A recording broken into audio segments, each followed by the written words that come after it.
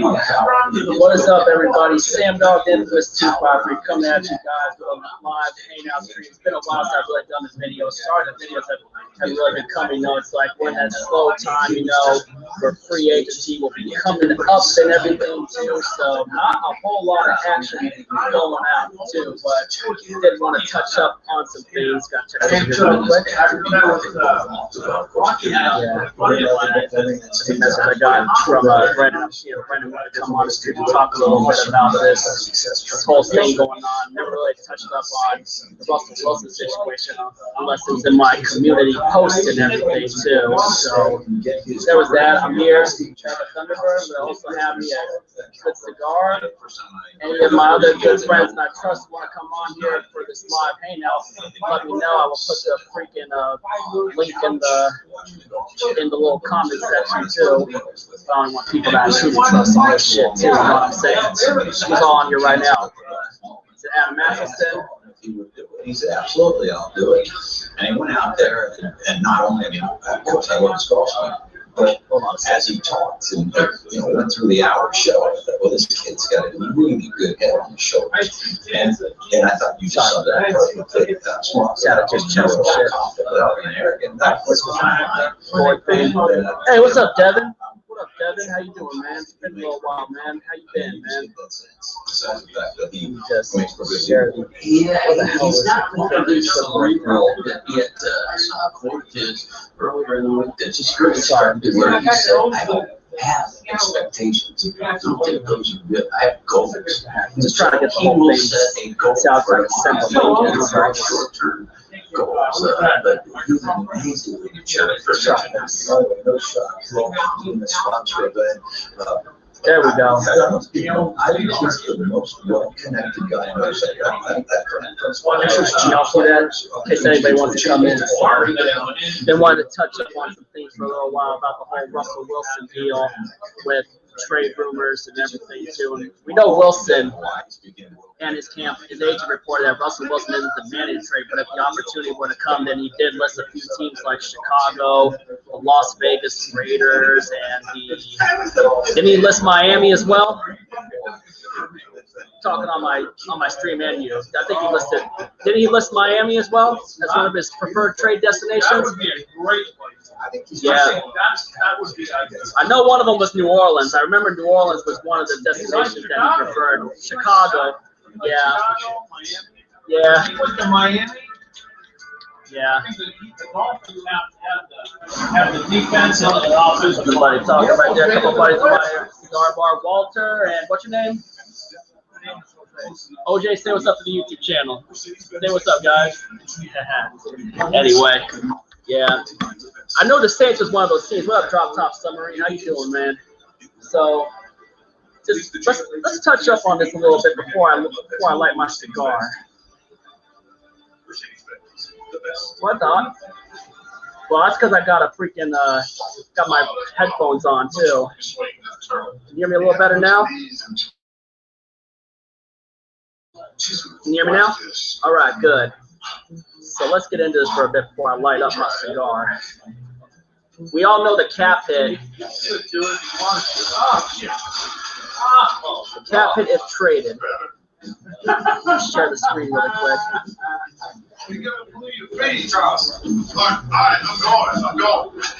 Let's get checked for ourselves. Let's get checked for those around us. Let's get checked for full range of conditions.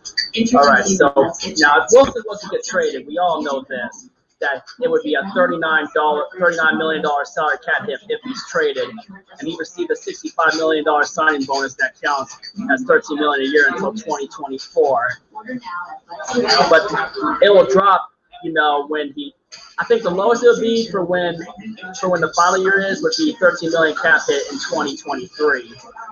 From what I've seen, I saw something earlier from ESPN. So there was that. So there's definitely a lot of concerns. There's definitely a lot of concerns with it all too. But other than that, though, it is what it is. And this season, to me, really, truly has a last dance feeling to it. It kind of does have a last dance feeling to it, if you know what I'm saying. I think New England's going to go for quarterback. They have Yeah,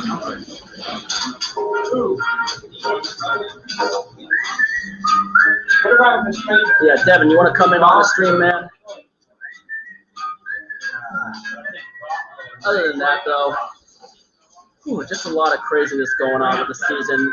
I was watching a bit of Brendan Nelson's videos about the offensive lineman free agencies for center, and I agree with Corey Lindsley, man. Oh, shit. Hey, what's up, man? What's up, bro? Bowl y'all up in my stream. How you doing, man? Doing good, bro. Just saw your link, and I was just finishing on the food or something right now. Well, I was hoping for some company, man. It's just I'm also just thinking about this whole cap situation with Russell Wilson and the trade, man. And for me personally, this season for my Seahawks wise kind of feels like has a Last Dance kind of feeling to it. Like with the '98 Bulls. Have you ever watched The Last Dance? Yeah, because of the money-wise and plus the direction of the Eagles. And the general manager, Jerry Krause, wanted to, go entering the rebuilding phase, if you know what I mean.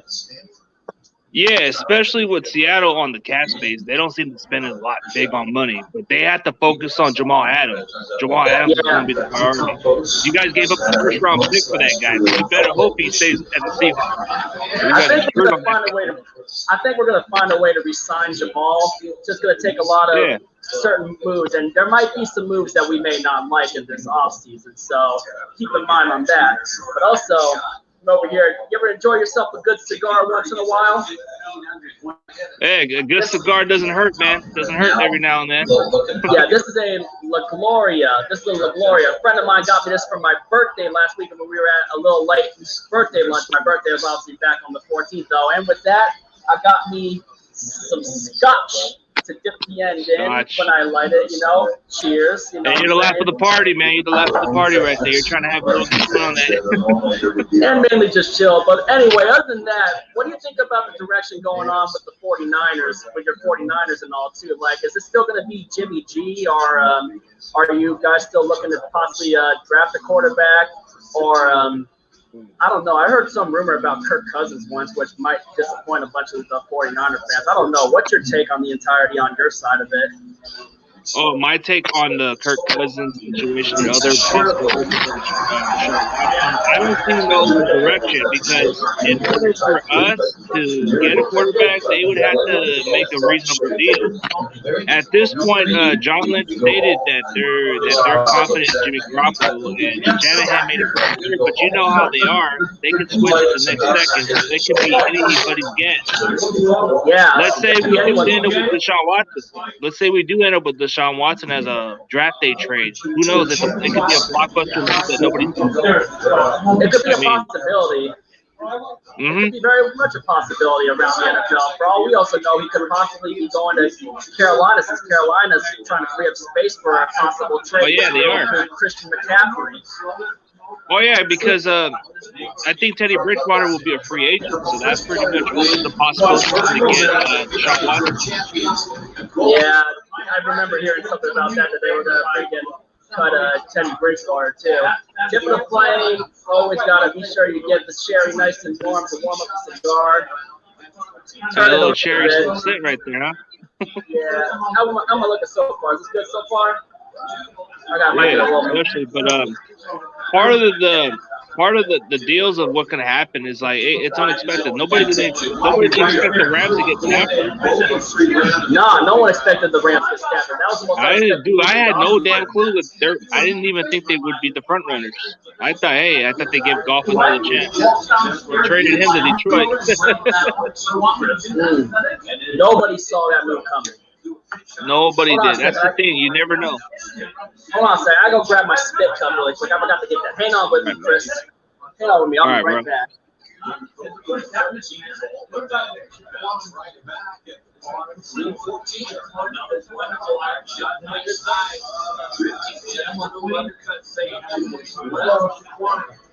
Uses the slope of is Hey, sorry about that. I had to go get my spit cup and yep. Oh, that's good, man. Yeah, hold on. Yeah, now got the almost the hot end on my side. Damn.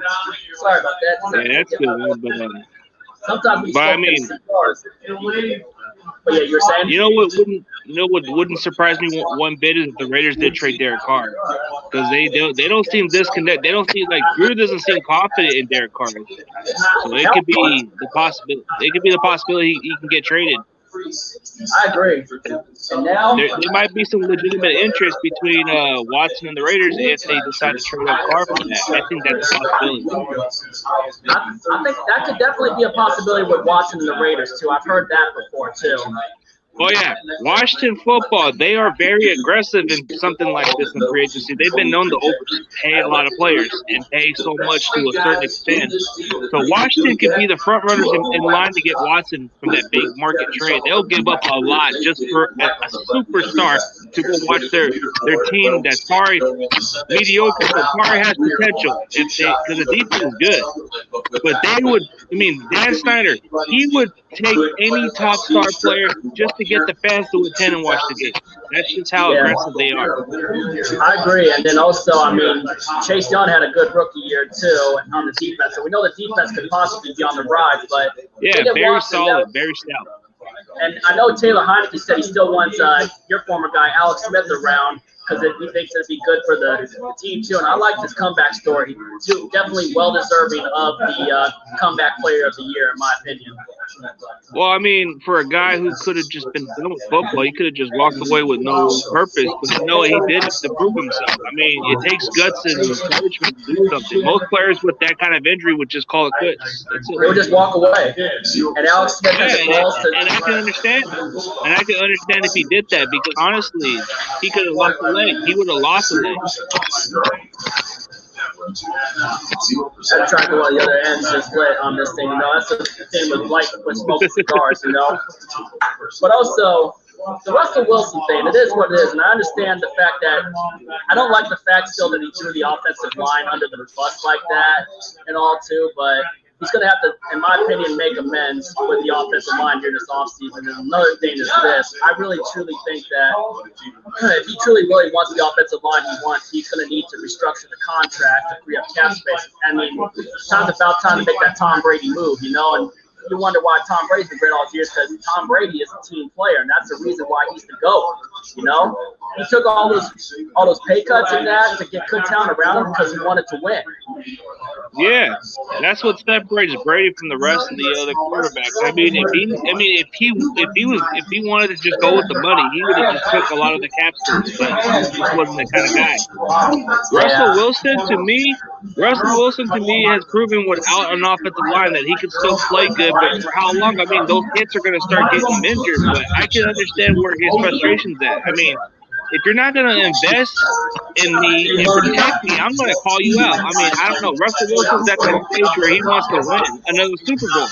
And I think Seattle needs to make the MVP quarter. I mean, the guy that Russell Wilson happy, man. We got to make this guy happy by giving him some protection, better stability, man. Yeah, I definitely agree with that. Part of it's on Russell because he holds on to the ball too long. That's me and my dad's opinion that his flaws entire career has been holding the ball on for too long. What's up, Ivan? Yeah, this is my buddy TG Foley. He's a 49er fan and he's pretty big time in the TPC. And make sure you put a congratulations to him on crossing 1,000 subs because he deserved it. Yeah, man. But seriously, like Russell Wilson, yeah, he tends to hold on the ball too much at times, which I've seen him did it in some games. But the thing with him is, like, your line always seems to get surrender at times. And sometimes even when he does hold on to the ball, sometimes those receivers take a while to separate, and then you see the play happen. That's where I think Russell Wilson has a little bit of an argument to stand by the offensive line because you guys haven't invested too much on the line since you guys went to your second Super Bowl appearance with him. Like, ever since then, your line's been trash, and it's kind of been your running game is what's kept you guys. Your running game, your receiving core, they're good, but Russell Wilson, it's like even if he holds on to the ball, it's kind of like you don't give him a little extra time to throw it to the receivers, and that's what he can have a good argument. And I think he's proven it. Like, he's got every right to complain. If I'm being realistic, though, for my team, we haven't had a good offensive line since the Super Bowl 40 year. But now, other than this Russell Wilson thing, there's another thing I gotta touch up on, man, because this is some crazy crap that I posted in my community post. I don't know if you see my community post, right? And about the whole Russell Wilson thing, when things are starting to heat up about the potential trade rumors. And I know the agent reported no trade, but there's this one dude I gotta freaking put out there too, right? Okay, let me just share my thing, right? Let me get to it really quick. All right. Well, I should be able to get my community post in a week. Oh yeah, you definitely should. I think you should. So now this is one of my posts, right? So with all the comments and that, and there's this one certain dude. He's been saying this crap ever since we brought this former Washington State Cougar on in undrafted free agency last year. I give you this dude named Rick, and he's crazy thing. His name's Jeremy Edwards. He thinks this dude, Anthony Gordon, is better than Russell Wilson. Like, get the fuck out of here with that shit. You know what I mean, man? Oh, my God, dude. Yeah, oh, my God, dude. But Anthony Gordon's not even like an NFL caliber quarterback. Sure, he's putting good numbers in college, but he's not like Russell Wilson's a different athlete, and he's changing the game. You got guys like Kyler Murray. Kyler Murray trying to mimic into Russell Wilson's game a little bit. You know, you can see that. True, and then, of course, you got also – and if there's other guys, you know, it's like, he really thinks he's that better. For me, personally, there are certain guys I would take over Anthony Gordon. Hell, I would take Colin Kaepernick over Anthony Gordon. Hell, I would take Anthony Gordon. I would take Johnny Manziel over Anthony Gordon. Hell, I would take freaking every single one of Tom Brady's backups over Anthony Brian Gordon. Hoyer? Brian Hoyer? I would take Brian Hoyer over Anthony Gordon. I would take Blaine Gabbert over Anthony Gordon. Hell, I would take Josh Rosen over Anthony Gordon. But yeah, let's back to the thing at hand that I was sharing. Yeah, so you would take Clipboard Jesus, right? You would take Clipboard Jesus over everybody, right? Yes, I would take Charlie Whitehurst over Anthony Gordon or Tavares Jackson for that matter. So yeah, check this out. He's saying like Anthony Gordon better than Russell Wilson should be the starter for the Seahawks. He has better arm strength and better quarterback overall than Wilson. It's not even close. He's like, I bet Brendan, Northcamp, and Squabo all agree with me. It's like, dude, they don't freaking agree. And it's like, I guarantee you they would be laughing at this just like me and other Cougar fans that are diehard Seahawks fans. Hell, even Cougar alumni Marcus Trufant, a personal friend of mine, would be laughing at you since you really think that. I said, kill the dream. Anthony Gordon is shit. And then I mean, the guy came from a junior college in San Francisco, and he was already he was okay, but I don't think he was that great. Like, if I had to be honest with you, who was the other quarterback you guys had? I remember he was really good. Like, I'm not really big on the college. I'm split between both sides. I had friends go to both schools. I did a lot of partying over in Pullman too. But the guy before Anthony Gordon was Gardner Minshew. Remember? Gardner Minshew. There you go, Gardner Minshew. Even he's better. Even he's the mustache better. Man. Yeah, Gardner. Yeah, porn star Minshew. Yeah, so check this out. So he says Squabo, which is Noah Bolter on Northcamp. He calls DZA Smith Sweezy. He spells the name wrong. Seahawks Martin Northcamp would all agree with him. And then check this out, man. This is kind of like some TGC type shit right here, man. And he said, ask Squabo, North, Seahawks, Martin, Sweezy, they will all agree with me. And I was like, and then I said, Anthony Gordon couldn't even beat out Danny Etling for a position. Anthony Gordon is going to Canada. And because you remember Luke Falk, another Cougar quarterback? He actually got signed by the Saskatchewan Roughriders too, man, up to Canada. Yeah, there's quite. I mean, most of those guys who don't even make the NFL, they either go to the CFL or go to these arena leagues or some other stuff. I wasn't part of the. Yeah, I was part of the adult leagues at one point where I kind of like didn't have no future and I just played for the fun of it. So like, I'll tell you what, man, the most important position in football that most people underestimate is offensive line.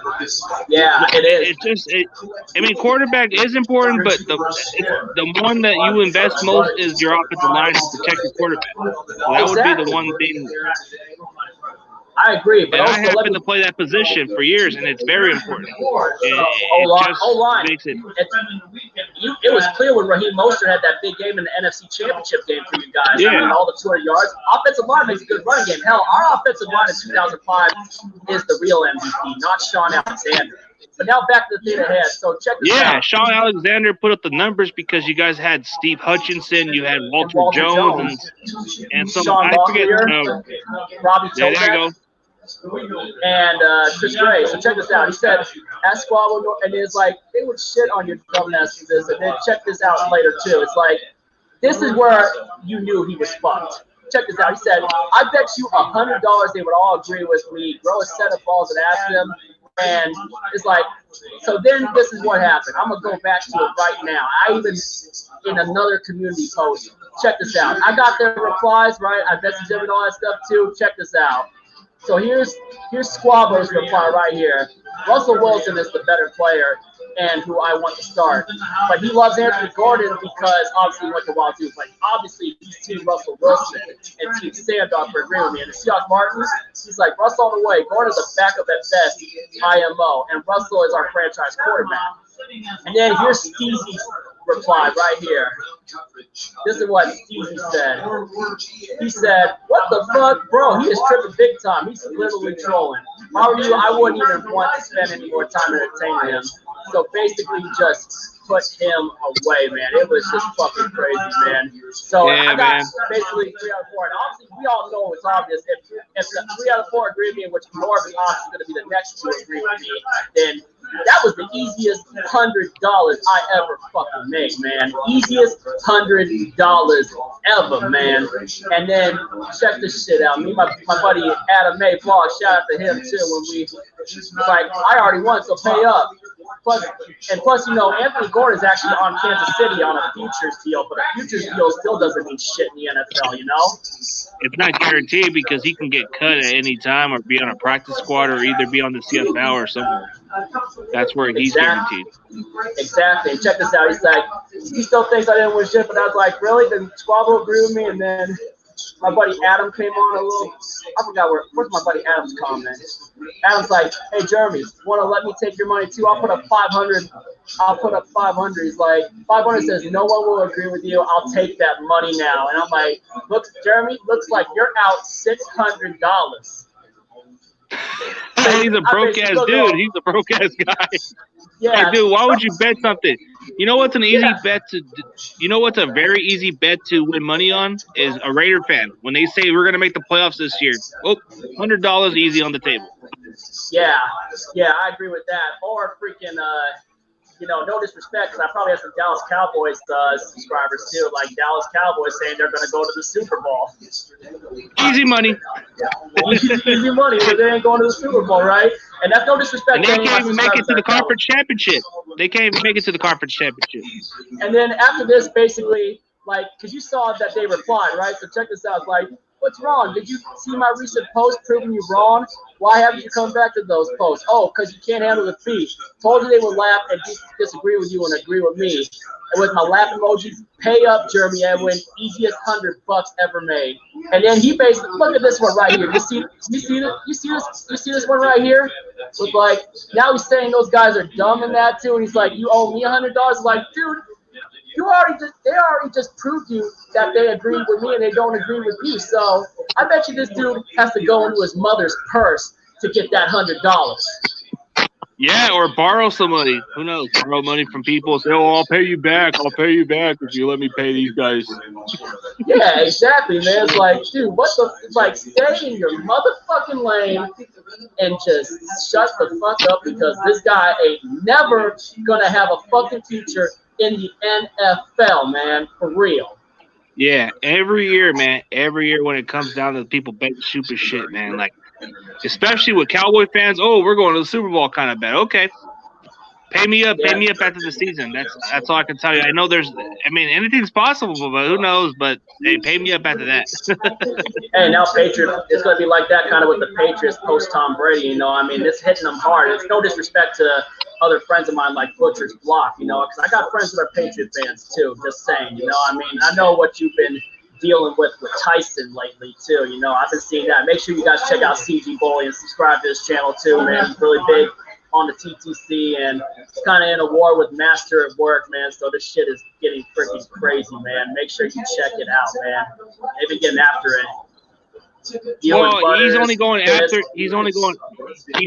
after me because he assumes that I bought some shit out of nothing. But you know, it's like he thinks that shit. Like I'm like, dude, like how am I buying shit if from somebody that doesn't have my account? The guy Joker has to have my account to do that shit. I don't buy shit from nobody. No, you don't buy shit from anybody. You earned it by yourself by doing what you're doing. That's your grind, brother. That's your grind. Yeah, and then the thing is, all I did was this: play little puppet strings on me, play little puppet. Dude, I didn't even have him. I didn't even ask him to go on my string. He just went in pissed off. Yeah, you got it though, man. I would definitely agree and say that you're definitely making some people dance with it. You're making them dance. Cheers to that. I wish you had a class that we could cheers to that, man. Boom, fist pump. Boom.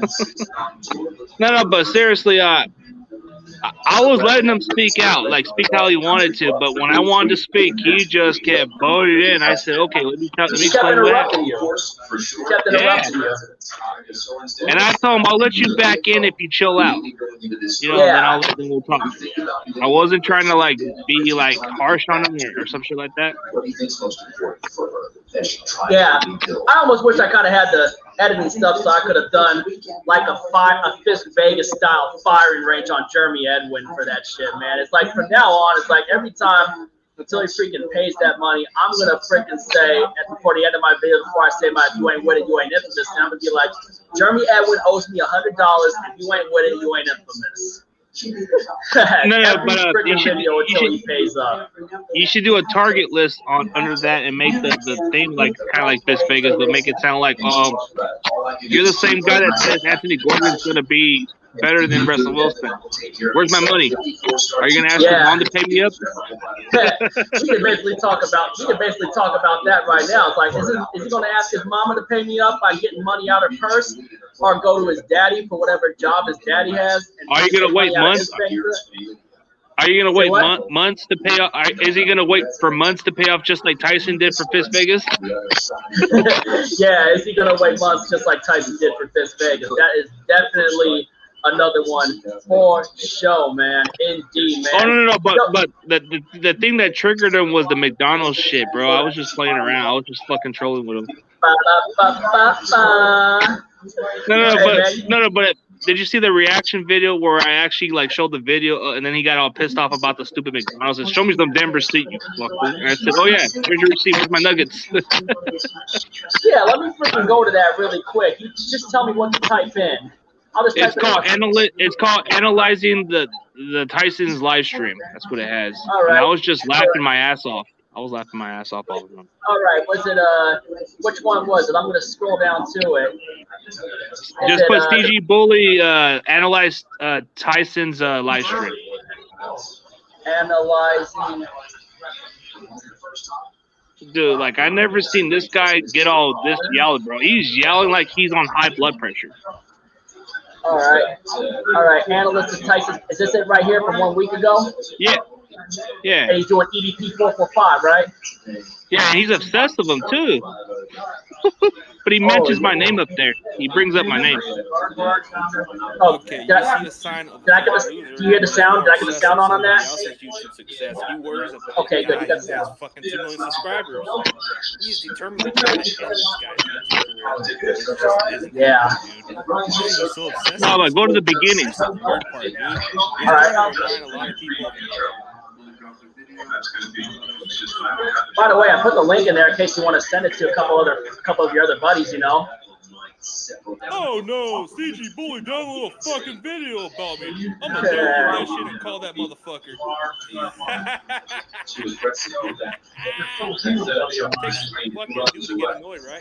DCA reigns come out of that? Yeah, but I could barely hear Tyson say something. Yeah. The only reason why we want to live stream is because you have your fucking butt come against me. How about you go I came on your stream like a man. Your excuse is, oh, I got it against you, dude. That's all you got. What do you got, bro? Nothing.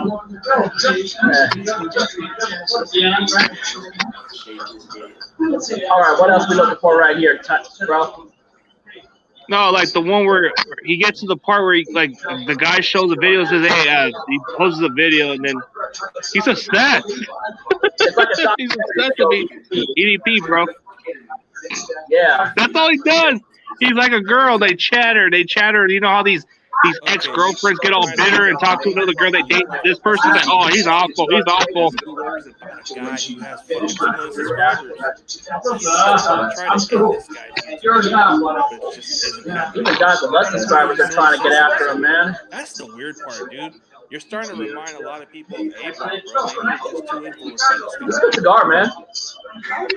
Yeah, that cigar's dope. La Gloria Cubana doesn't mean it's a Cuban cigar. It's not really a Cuban. My friend got this for me at Total Wine.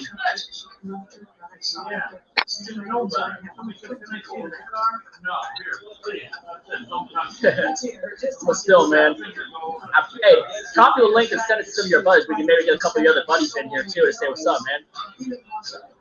All right, which one? My friends here? Like Butters or any other homeboys you got that want to come in. Oh, I'll see if anybody else comes. Adam James. I got to inbox him first to see if he'll go in. Yeah. All right. It seems like high school to me. Oh, Want me to bring him in or no? Yeah, bring him in. Bring him in. What is this, high school, bro? It seems high school to me that people fucking care about somebody's fucking appearance or what they fucking look like. Who cares? All right, hold on, man. Let me just get the link and then I'll send it to him. See if he can go in. All right. I'll send it to Adam James. I think he likes to talk sports like everybody else. Yeah. Ooh, other than that, though, it's like, what else do you think is going to happen? What were your first initial thoughts of the whole Carson Wentz going to Indianapolis? Oh, I think it's based by schematic fit. To me, you know what I think it is? I think it's a Frank Reich move. Oh, it is because he knows them personally. I mean, and ever since Frank Reich left the Eagles, let's be real, the only reason why that Eagles offense was so good was because Frank Reich was the offensive coordinator. And I know Nick Foles went over to Doug Peterson to ask for the Philly special and all too, but let's be realistic. Who kept the momentum of the offense going in that Super Bowl throughout the rest of the game after Philly's special? I think it was based by the way they were running the offense, but Frank Wright had a lot to do with this offense because without him, their offense changed a lot.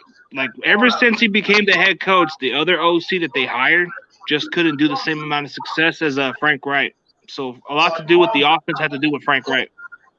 Yeah, I definitely agree with it. I think 85% of Doug Peterson's success as a head coach was when he had Frank Reich as his offensive coordinator. Frank Reich is a good coach, man. Yeah, especially, yeah. Yeah. Now, I mean, he played quarterback, and he's a good offensive-minded guy. Yeah, he led the greatest comeback in NFL history against the Houston Oilers, man. Yep, he did. 32 points from behind, I believe, or was it 28? Yeah, something like that. And went to overtime, and that was just an incredible highlight. Especially, I like when Tom's going back rewatching the old Chris Berman, Tom Jackson highlights of it from primetime. Yeah, especially, yeah, all that. So it's like, but I think the reason why he got traded because the Eagles were going to be short on cap space, and plus they were investing more on Jalen Hurts. So I think the new coach they hire, he's going to try to make sure Jalen Hurts succeeds. Nick Sirianni, and you know where Nick Sirianni came from? What coaching tree he came from? Frank Wright. Exactly. It's like they're trying to bring Frank Reich back again. Yeah, or it's kind of like the Andy Reid coaching tree in a way because it kind of relates a little similar to the concept of their coaching staff. I agree, man. A lot of that coaching tree comes from the Bill Walsh tree. It connects all the way from the Bill Walsh because the offense that they're running is very similar. No doubt, man. And Bill Walsh was more famous for the West Coast offense, you know. But back to the Russell Wilson thing, you know. I mean, I don't know what's going to happen with the whole thing with Pete Carroll. I know we hired Shane Waldron. Hopefully he lets Shane Waldron, you know, run the offense like another head coach, like having two head coaches, one for defense, one for offense. And I'll never badmouth Pete Carroll for what he did for my Seahawks and all that stuff, too, like helping us get the Super Bowl and building the team that too. The only reason I know a lot of people want Pete Carroll gone and all too, but I can't badmouth him because I don't know if you ever heard the story from when Pete had that jersey made for me. Well, I mean, he never said that story, but I guess he gave you a customize? Yeah, when I was in Los Angeles for Seahawks versus Rams in 2017, the year we missed the playoffs. When we beat the eventual Super Bowl champ Eagles, when you guys were still kind of in rebuilding when you first got Jimmy G, right? And I was in LA, and Pete came up to me. He said, "Hey, Sam, we gotta get you New Jersey because I was wearing my old one." And then the reason I remember we beat the Rams 16-10 that day, and the reason I remember that because then before the game, then before the next home game, we were on the bye week after that. Then Pete came up, and I remember this is the best thing that's ever happened to me at Seahawks game. Come out, brand new jersey, and then I just thanked them heavy for that. You know, it's just Pete Carroll. I mean, he's known me all the years that he's been here since 2010. So it was just a very special moment that he was one of the first coaches. He's the only coach that's ever interacted with the fans by the tunnel pregame. And it was so cool that he, you know, recognized it from all those years that I've been doing it. And just the fact that he did that, it was just so awesome. I thanked him for it. Now, the game that I got it was the shootout. The reason I remember it is because it was the game where Russell Wilson outdueled Deshaun Watson in that shootout. Hey, Squab was in here. Yep. So that's why I remember it. And then sometime after that season, I was actually in Vegas and I met Deshaun Watson in a Las Vegas nightclub, Dre's. I got to see T.I. and at one point I saw Deshaun Watson, and this was the incident where if you met my buddy Adam, he could tell you about the whole thing, and he's never let Jalen Ramsey live this night down, man. Jalen Ramsey is punk. Crazy shit. Adam A. Vlogs. Check it out. Check out his Jalen Ramsey. You want me to pull up his Jalen Ramsey video? Oh yeah, I might have to check that out. But hey, I guess somebody that you made a video about, I guess he's complaining about how you blocked him or some shit. He put in the comments. I don't know, like one Asian guy that you were talking about a while back about what he said, and you made that video about him. Yeah, let's not talk about that. You know, I let him back on. All right, my bad, man. Yeah, it popped up on my comment. He went on my comments, and I'm like, because I can hear notifications. So I'm like thinking, okay, I don't know. That's not my problem. That's not my. Yeah, it's not. Yeah. Let me get back to this video. I want to show you this video that my buddy the Anime Vlogs made, and this is what happened because there's a video with freaking Jalen Ramsey from that night at Dre's, right? Yeah, dude, Jalen Ramsey is very aggressive. He's good, but then there's times he's dirty, really dirty. He'll start fights. And he had Derwin James fucking pop champagne on us and that shit too. And Jalen Ramsey, he hid behind security like a little bitch, man. Let me just freaking get to that video really quick. Make sure you sub Adam A. Vlogs too. He does some good shit too. Here it is, right here. Jalen Ramsey will never win a ring. Here it is. This is basically what happened in Vegas, right? Watch this. I wouldn't say he's sorry. He's just too aggressive. Yeah. Okay, this is us in Vegas. And there he is. See where I put the mouse? That's him in the gray shirt. Watch this. We're jamming out to a Meek Mill song, right? You'll see it right there. Now watch the guy in the gray shirt. See what he did? You're shaking your head. You're like this, bubbling head. Look. Did you see Jalen Ramsey flip off the camera? Yeah. Yeah, check this out. Adam and I are never going to let Jalen Ramsey live that night down. This is after they lost to Green Bay. This is after the Rams lost to Green Bay.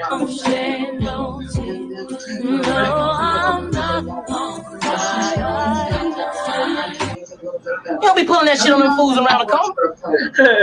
It can't be pulled. And that's obviously you put Aaron Rodgers face over Smokey and put DK Metcalf over Craig and look Jalen over that guy. And then watch this.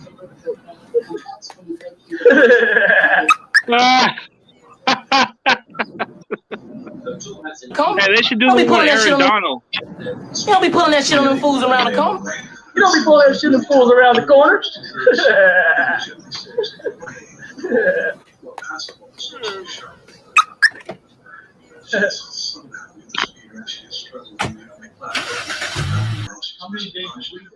What did you think of that? Yeah, it's kind of an interesting, like the way you put the face. I don't know what kind of app did you have to put onto that. Oh, he used Snapchat. He used Snapchat for that. Hey, Squabble, get in the stream. I put the link in, man. Yeah, especially, I mean, I'm trying to work on my editing skills a little bit on certain videos, you know. I'm trying to, like, put in some better thumbnails and all that, and that's what I've been trying to do. I'm trying to establish an NFL Pick'em group also, like another, like, content with NFL Pick'em to where I pick on what team I like and why I would pick them and be unbiased about it, you know. You talking about, like, game picks? Yeah, I'm probably going to have, like, one of those channels. Like, one of them will be just mostly that channel, and then this one's just trash talk straight up. Now, I know I trash talk a lot of times. I didn't know I was kind of doing it after we did that collab, you know. I mean, all good But fun you're and not that rivalry, personal. but You're not a personal guy. You're just like fun and games type of guy. You don't, unless some you're fun people and games. come at me. I've had people come at me before, like this Niners 209 guy, this Nano Moreno guy. One time, this dude named Team Triple GGG Mano and that too. But from time to time, you know, like you said, I just want to talk football on that too. If we can kind of make some pieces with it and all that stuff too, maybe have some of your 49er buddies come up here and subscribe to the channel. If we ever want to talk football and do opinions of that, that'd be cool, you know? I'll go check in and see if I'll see if Danny G will go in. I'll see if I can get a hold of him. I don't know if you ever heard of him. Danny G, no. And I know you also talked to, I know you said you also watch Grant Cohn too, right? Yeah, he's a guy I talked to. I mean, I never talked to him like that personally, but I've heard about him. I watch his analyst. Is he a Sports Illustrated guy or something like that? Yeah, Sports Illustrated for the 49ers, yeah. That's what he claims to be. His dad used to do stuff like that. His dad, huh? Yeah. Oh, yeah, what up, Lord Hens? What up, Lord Hens? What up, Sam Dog? He said, and man, I appreciate you coming on this, man. It'd be cool. It's cool, especially duties when you have someone to talk to. But man, I'll tell you what, the whole Anthony Gordon thing, man, the guy just is driving it like he'll never take Anthony Gordon's cock out of his mouth, man. You know, it's like the dude just needs to learn to fucking give it up, you know. And you better. You got your biggest fans. They always want to come for attention, a little money. Yeah. Yep. All I know is this, man, is like he better come paying forward. Otherwise, before the end of the video, it's gonna be like Jeremy Edwin owes me money. If you ain't with it, you ain't infamous. You're trying to take the slogan, man. You're trying to take the slogan with like a little bit of what Fist does, but does it more of a catchy phrase. Yeah. Juice Wolf says Russ is going to the Bears. It could be a possibility depending on if they decide to make the trade or not. But Wilson hasn't demanded the trade. I know he listed the personality. Giants Nation, Russ. The Jags are drafting Trevor Lawrence. Oh no, they're getting Trevor Lawrence. They're getting Trevor Lawrence. I don't see no purpose of getting Russell Wilson at this point of his career. You don't want to go there. Yeah. Now I do have requirements for when the Russell Wilson era ends for my next quarterback. I want a guy that's tall, 6 foot, smart decision maker, accurate passer, strong and physical, and mobile. Now I don't know who that guy is, but we'll know when we get him. It's like you know when you have your guy too, like in San Francisco, like when Jimmy Garoppolo started playing good, like you knew you had your guy for a little while though too, and then. Are you guys still trying to get like Zach Wilson or maybe possibly make that trade for Deshaun Watson? I think there's been talks. There's been talks about Deshaun Watson and that rumors for quite a while. It's been heated up, but nothing has been finalized. Nothing done. The only problem with that is we have to give up a lot. We have to give up a lot for just him. We have to give him Jimmy G, Nick Bosa, and draft picks. I don't know. I don't think so. We ain't gonna do that. I don't think you guys are gonna trade Nick Bosa. Nick Bosa is probably one of the best defensive players you guys have gotten in a long ass time. But I think that's what the Texans want. They probably want him and some other players. Yeah. Also, I'll tell you what, though, man.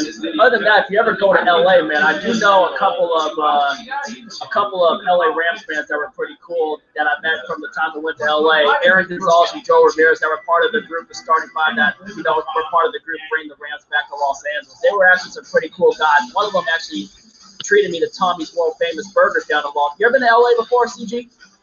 Yeah. Big city. You ever had a Tommy burger? Yeah.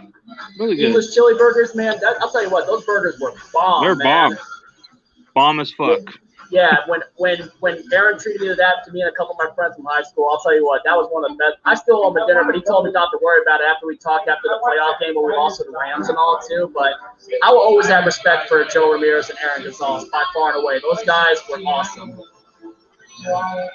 Well, we do have a Tommy burger at the mall too. So we have one right in the mall where I'm at. You got a Tommy burger in the Bay?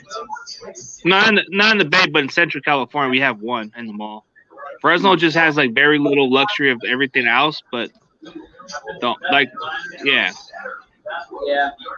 We're supposed to get Cane's Chicken coming up in where I'm staying at too. They're supposed to build up that chicken place, you know, that fried chicken place called Cane's Chicken. Never heard of it. I heard it's like another Popeyes, but different version. Yeah. It's supposed to be Louisiana stuff. It's kind of like Dick's Burgers, man. It's like in Seattle, there's a burger chain called Dick's Burgers. They're kind of moving all over Washington too. Pretty good burgers. If you ever come up to Washington, you gotta try Dick's Burgers too. Dick's, I heard about it. That's the more common thing. That's like your Whataburger down there. Has Eddie Taylor told you about it before? Yeah, he told me about it, but then he told me that he went to like certain places, but like the more like Dick's Burgers is like your Whataburger. That's what we call it in Texas. When I was from Texas, that's all we had in Texas was Whataburger. Whataburger, huh? Yeah, and then of course Starbucks started up here. A lot of people boycotting Starbucks because Starbucks was the reason why we lost the Sonics. Or they think it's because of all the racist stuff too, also too in the business. But yeah, I freaking hate Howard Schultz to this day. I freaking hate Clay Bennett. I think the best thing that ever happened to the NBA until we get the Sonics back was when Kevin Durant left OKC and went to the Golden State Warriors and won those 2 championships. Are you a Golden State Warriors fan by any chance? Never quite got to ask you that for your basketball team. For me, it'll always be Seattle Supersonics, man. Even though we don't have a team, you know. Nah, I mean, I'll be right back. I'm gonna show you that cap I got, bro. You're gonna be surprised. I'll be right back. All right.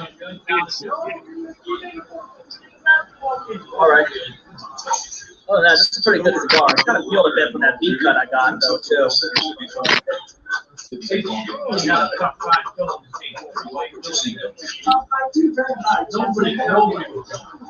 It's been a while since I've done these streams, but like I said, sorry if I haven't really been doing much videos lately. It's been kind of slow, been busy working, and no, I cannot talk about where I work. I like to keep that shit private, you know, and just stick to talking football off of work YouTube-wise. You know what I'm saying, guys?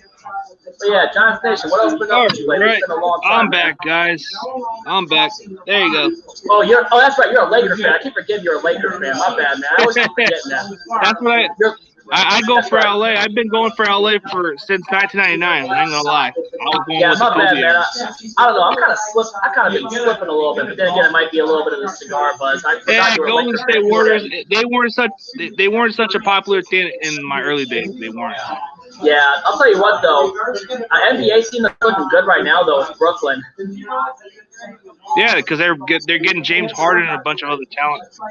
They already have Kevin Durant and Kyrie Irving, you know. But other than, man, I wish we could get Squabo on here, man. I wonder if Squabo is still in the chat. I sent him the freaking link. Let me just see if I can. I tried to send an invite to Adam James. Let me see if I can get some other people in. Yeah, I want to try to see if I can.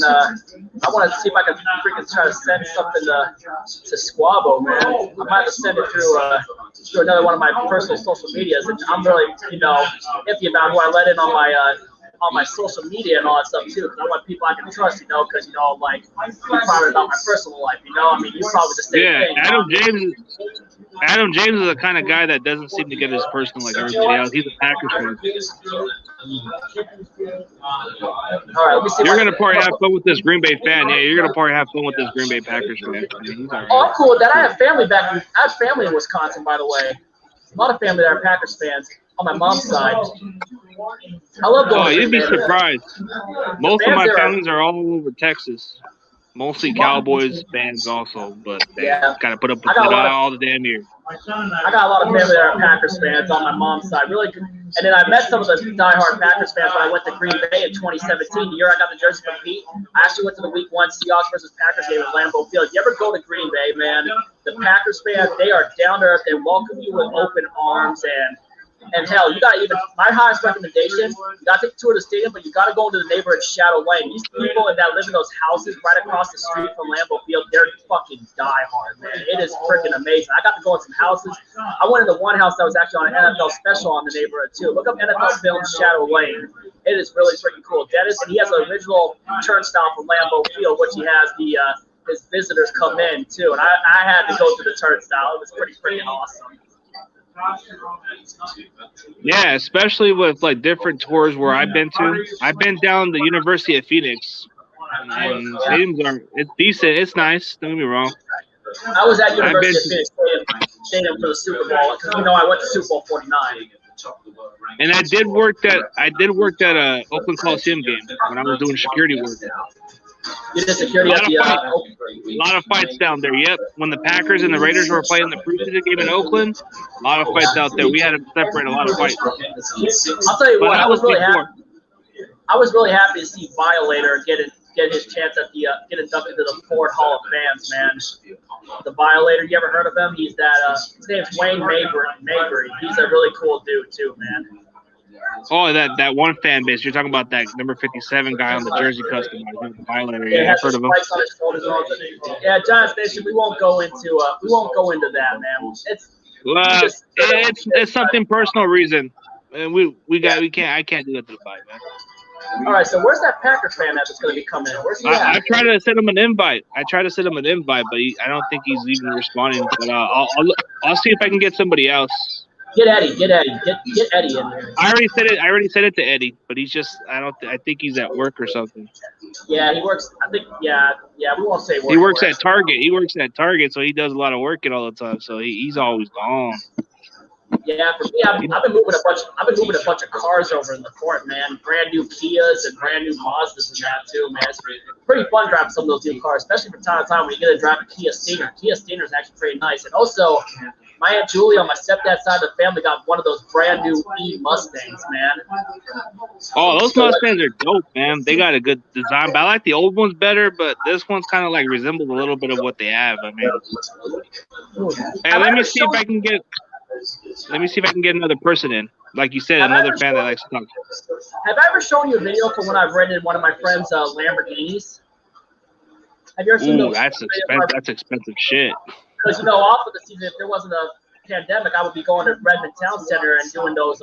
Because, off of football, one of my biggest passions is cars. I love exotic cars. You know what I mean? Let me see if I can get to that really quick. Cool. Lamborghinis are the most expensive cars you can ever. There's more expensive cars than Lamborghinis. I even had a friend of mine owns one. He lives down in Vegas. Yeah, there's a Bentley. There's one called Bentleys also. And then there's Ferraris. I just saw a Bentley earlier today, man. The Ferraris are expensive as hell. Oh, and I've driven 2 Ferraris on 2 separate Vegas trips. Back when I was in my junior and senior year of high school. All right, let's get to this really quick. So, all right, see that red Lamborghini? It's a buddy of mine's car. I can't say his name. I'm not allowed to say his name of that too. I couldn't get his face in the video too, but so yeah, we went for a ride in this Lamborghini. It's 2004 Murcielago, bright red one. I don't know how long it'll take to load, but. All right, so we're driving right here. You see that? So second gear is just the normal gear to drive on when you're just driving normally in the. Wait till we get on the freeway, though. On the normal road. Oh, okay. Pretty dope. Even second gear will take you over 100. Not taking 6s to try to get the max 205. I love cars, man. Now, the top speed for Murcielago is 205. Yeah. Hear the engine? And that Car sounds. We're talking a little bit. E12 engine. Yeah, this is. Yeah, lucky fool. You're driving a little Lamborghini, having a little fun with that. You're like the life of the party. Someone gave me this energy drink. This Lamborghini. All right, guys, here comes the fun part. This will be the fun part. I tried to get focus a bit on the stick when we speed because I wanted to see him shifting into the other gear. We got in the 4th gear. This is where we get to rip it on the freeway. But there's a BMW in front of us, and we have to slow down and get some space. Watch this. All right, carpool lane. Speed. All right. Crud, the Beamer's in front. But y'all felt that power? Come on, BMW, move it. Yeah, it's just BMW in front of us, man. Yeah. Looks like we're clear in the area. All right. All right. This is the good part. All right, this is the best part right here. Yep. Yep.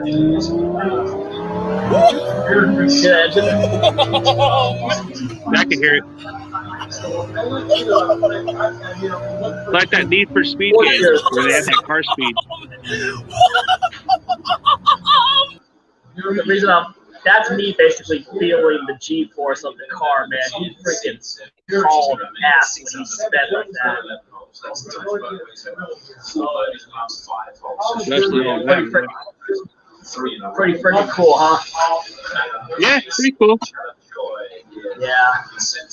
Ooh, all right. Gotta get your buddy on here. I don't know when he's gonna come on, man. It's just like. Want me to just come back and inbox him quickly, and I'll be right back quick. I got the link in, so I'll just see if I can get a hold of him. I'll tell him that, hey, he wants you in. Yeah, I'll also maybe try to see if I can get my buddy Michael Matheson, too, the one who hits me up about all the trades and everything going down, too. Yeah, especially all that. Let me just get right back because I got the link still, so I'll probably just send it to him again, see if it'll win or somebody else that's a fan. All right, and then come back. Maybe I'll get the Great Duke Ballers in. Huh? Maybe I'll get a Cowboys fan here for once, maybe. Okay. All right, man. I'll get back to you right now. All right. Well qualified buyers can get a great deal, like 0% APR financing on the purchase of select homes.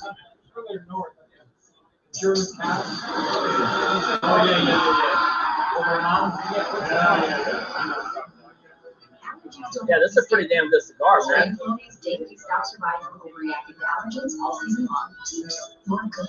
I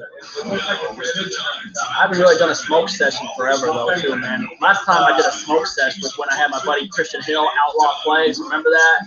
The Outlaw Flags video with my buddy Christian Hill. We were talking about other stuff. We were actually sitting over, we were actually sitting kind of over there in bar, you know, and just freaking talking certain things, Seahawks Live, and a bunch of other fun stuff, too. 405, then you're going to take Hill to Monroe. Then you jump on 2, and that'll take you over.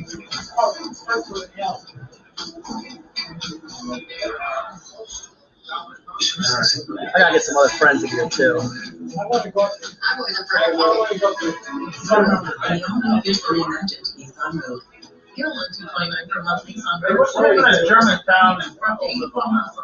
Leavenworth?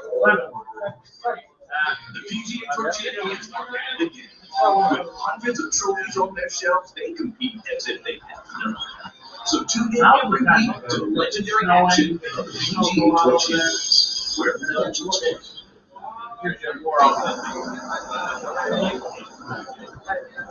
Final group of 10th green. The code and the coils in these birdie putts. I sent Lydia one the week she got her driver's license. Correction, she couldn't find her driver's license when she went to celebrate her 21st birthday, and they wanted to see her driver's license. So Sometimes the Astrog is a little big in that, too. Wait for CG to get back in here for a bit. He's trying to inbox some other people, and he'll be right back. But for now, I want to just enjoy the cigar. Michael can't come on at the moment. Ever golf in Hawaii? Yeah. Just not quite as finishing out a week today, but they're all good guys. I'd like to get my buddy Adam on here. Sure. So you're right. 1 under for the day. Let's check out our Odyssey. Yeah, I'm so excited for March 17th when the free agency begins, but I know some other friends of mine are bringing up the possibility of what could happen with Russell Wilson in June, though, so might have something to do with the cap, but we'll just wait and see. You know, I've been watching Brendan Nelson's videos, seeing what he's addressing over it, too. And it's for me, it's just wait and see what happens. I'm not gonna try to get too far into it. It's just for me, it's whatever happens. But Russell Wilson's gone. We're gonna find out who the real fans are. Like when Hasselbeck left after the Beastquake game, after we lost to Chicago in the divisional round of the playoffs, you know, and then Hasselbeck was gone. Real fans, we just moved on. When he was gone. It's like on to the next. You know, when we get our next guy, we'll know who it is, and we're going to be loyal till the end, you know? I mean, we'll support the team regardless of who it is. Some fans said they'll follow Russell Wilson. For us, for me, and my buddy Anish, we're just gonna move on. We're just gonna move on. See if maybe I can get anime vlogs on my stream, man. The one that I was showing the freaking video, the whole Jalen Ramsey video on.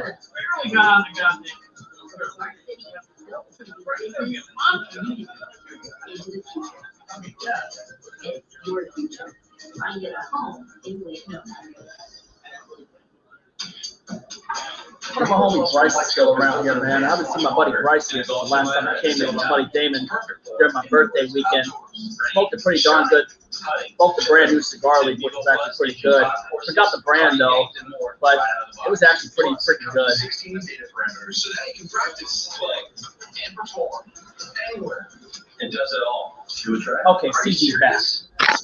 Well, I tried to send the invite to a few other people, but I don't think they're responding right now. So it's like I try to get Desert Eagle invited also, and Adam James, and this Raider fan named Ash Raider to Talking Sports. But no response yet. You try to get Fisk? Fisk, I don't have his info like that. I mean, I wish I knew how to get a hold of him, but no, I can't, man. I only get to the people who talk sports mostly, but Desert Eagle, I think if Desert Eagle is at the right time, since he's working, he might caught on at the right time, but we'll see. I got a Cowboys face. I inboxed Cowboys face, see if he'll come in.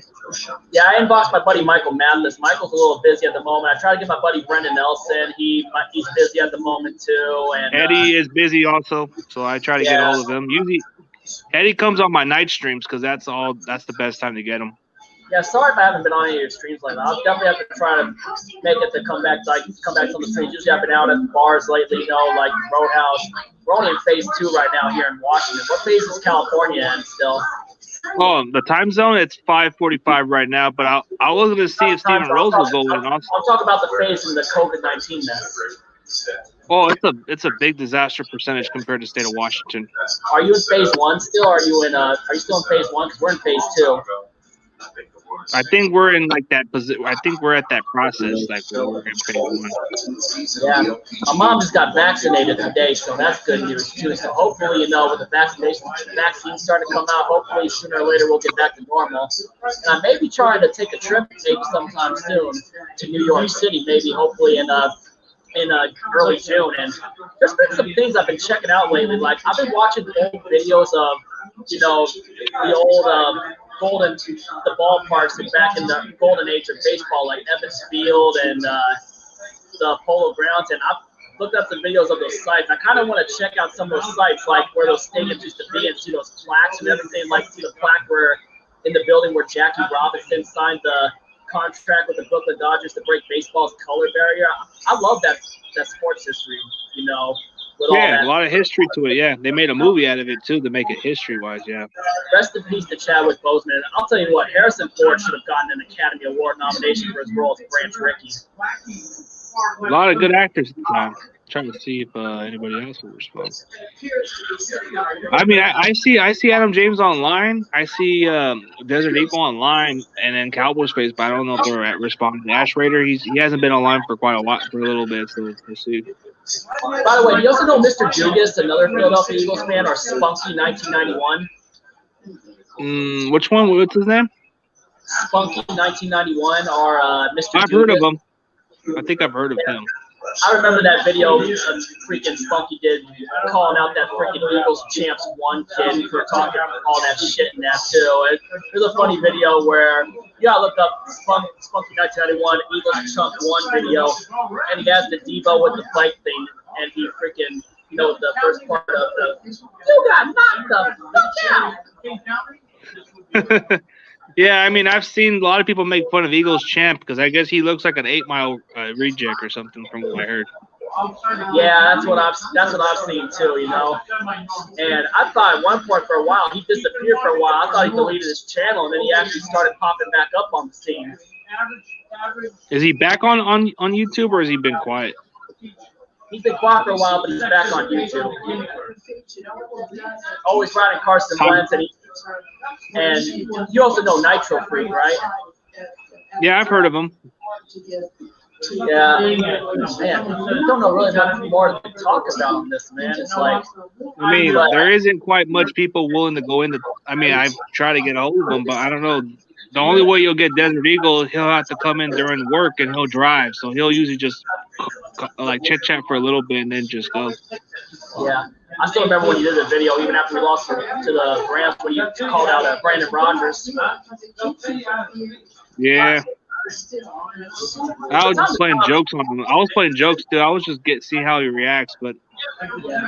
I mean, sometimes, you know, I try to ignore the noise, but you know, it is what it is. But I'm probably just gonna try to, you know, be cool for what I say a lot of times, even though with the rivalry with the 49ers and that too, because most of the fans that came in here talking crap have usually been the 49er fans from. So it's not you though, because you've always been cool though. You know, it's like. No, I mean I get a lot of hate from different fan base. I get mostly a lot of hate from the only one. Majority of the hates I get from. Yeah, the majority of the hates I get from is either from. Mostly a lot of my own fan base, and then you got a lot of the Cowboy fans that are like, dude. The weird part is a lot of the Cowboy fans are on my side over my own fan base because they think I'm just doing my best content. Like who's against you, JD Hawkhater or A-Bomb? But the other half are with me. Majority of them are against him, but half of them are with me on this one. I was trying to be cool with JD when I was on Jane Green Davis channel when the Jets hired Robert Saleh, but then he freaking just went in to try to talk shit, you know. So I mean, just saying about how Russell Wilson's overrated and some shit too, you know. Granted, I know Russell's overpaid in that too, but he ain't overrated though. He ain't overrated. I know there will be people that say he is, but it is what it is. But regardless of it all, like I said, I got requirements for the next quarterback, and even when he's gone, we're going to find out who the real Seahawks fans are. I mean, I've sat through worse, you know. I mean, I sat through 4-12 in 2008, and I sat through 5-11 in 2009. I still went to every home game during those seasons too. Even when we went 7-9 the first year Pete Carroll made the playoffs and upset the Saints, and the Tavares Jackson year. Yeah, especially all that. I mean, you guys before that, after the Hasselbeck era was over, you guys were going with Lamar Jackson. Not Lamar Jackson, I mean Tavares Jackson.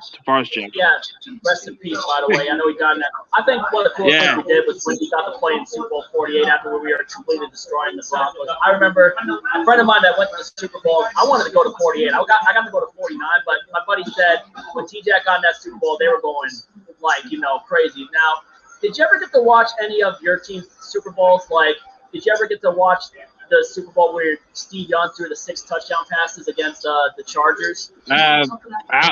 All I can remember when I was a kid, like very little, my brothers were watching it. They were watching it in the house, and then, you know, when I was like 4 or 5, I probably heard sounds of them pumping up in joy, and I seen a lot of I see people were talking about it to this day. Even when I was like going to elementary school, that's all they would talk about at the time. Like, ooh, Steve Young broke the record. Nobody hasn't broken his record. He's the MVP. They were always talking about him. And ever since I've watched Steve Young, it's been one of my all-time favorites. And a lot of people be like thinking, why is he like your all-time favorite as a Niner? It's just I liked his skill set. He was a mobile quarterback. He did a lot. Extended plays, he proved himself. He was an underdog. I remember that. I've seen footage of that touchdown run he had against the Vikings in the 80s, too. That was a pretty darn good run, too. I remember Marshawn Lynch on the greatest games. They were looking at some old films of Marshawn Lynch. They showed that Steve Young run, and Marshawn Lynch, like, quarterback, too, with that run he had against the Vikings, where he basically was almost out of breath and was able to have enough strength to dive to the end zone for a touchdown. Yeah. Remember that Daniel Jones run where he could have got a touchdown, but he stumbled and fell off? That shit was funny. Turf monster! No, Daniel Jones, he could have got a touchdown, but he got tired. He fell down and went, ooh. Yeah. It I want people it also. kind of resembled the Steve Young play. It resembled a little bit of Steve Young, but except he was shorter of the end zone, way shorter. Yeah. And also, let's not forget this too. I think people in the chat, since Jazzy Jeff is in here. What up, Jazzy Jeff? Jazzy Jeff says, "What's up? You want to come in, Jeff?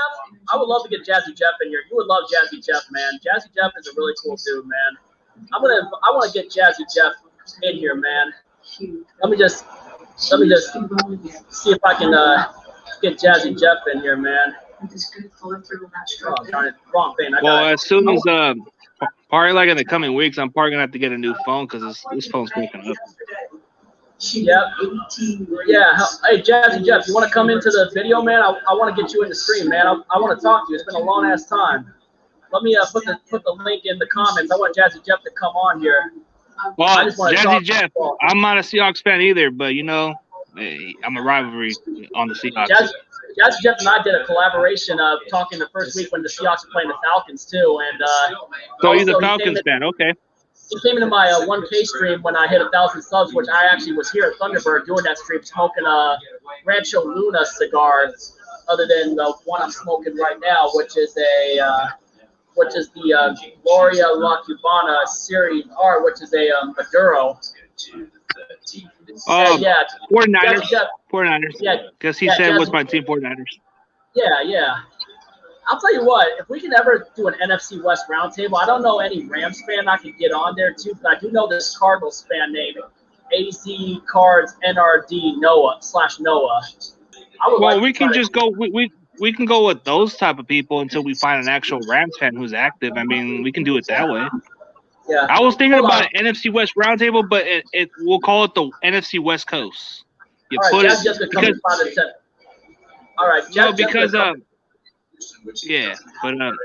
because somebody told me that it's copycatting some other social media, so I thought maybe NFC West Coast, since we were like all West Coast teams in a way, and we represent the division. Yeah.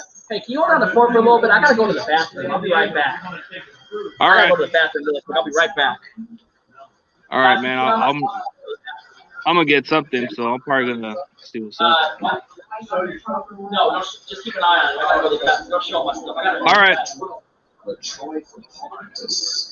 I'll be right back, guys. I gotta go check out something quick. I'll be right there, guys. Might return into this pipeline. And really to keep this momentum going, this one would be very important. I'm sure it's passionate.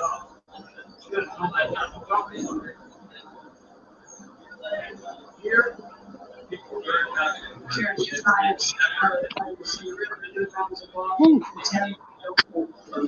But she's not the closer. So what's up to everybody on the stream, man?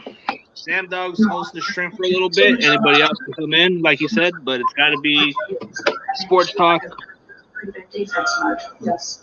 Gotta do sports talk with him. We're not trying to look for trash talk, none of that. We're trying to keep it football related. That's all.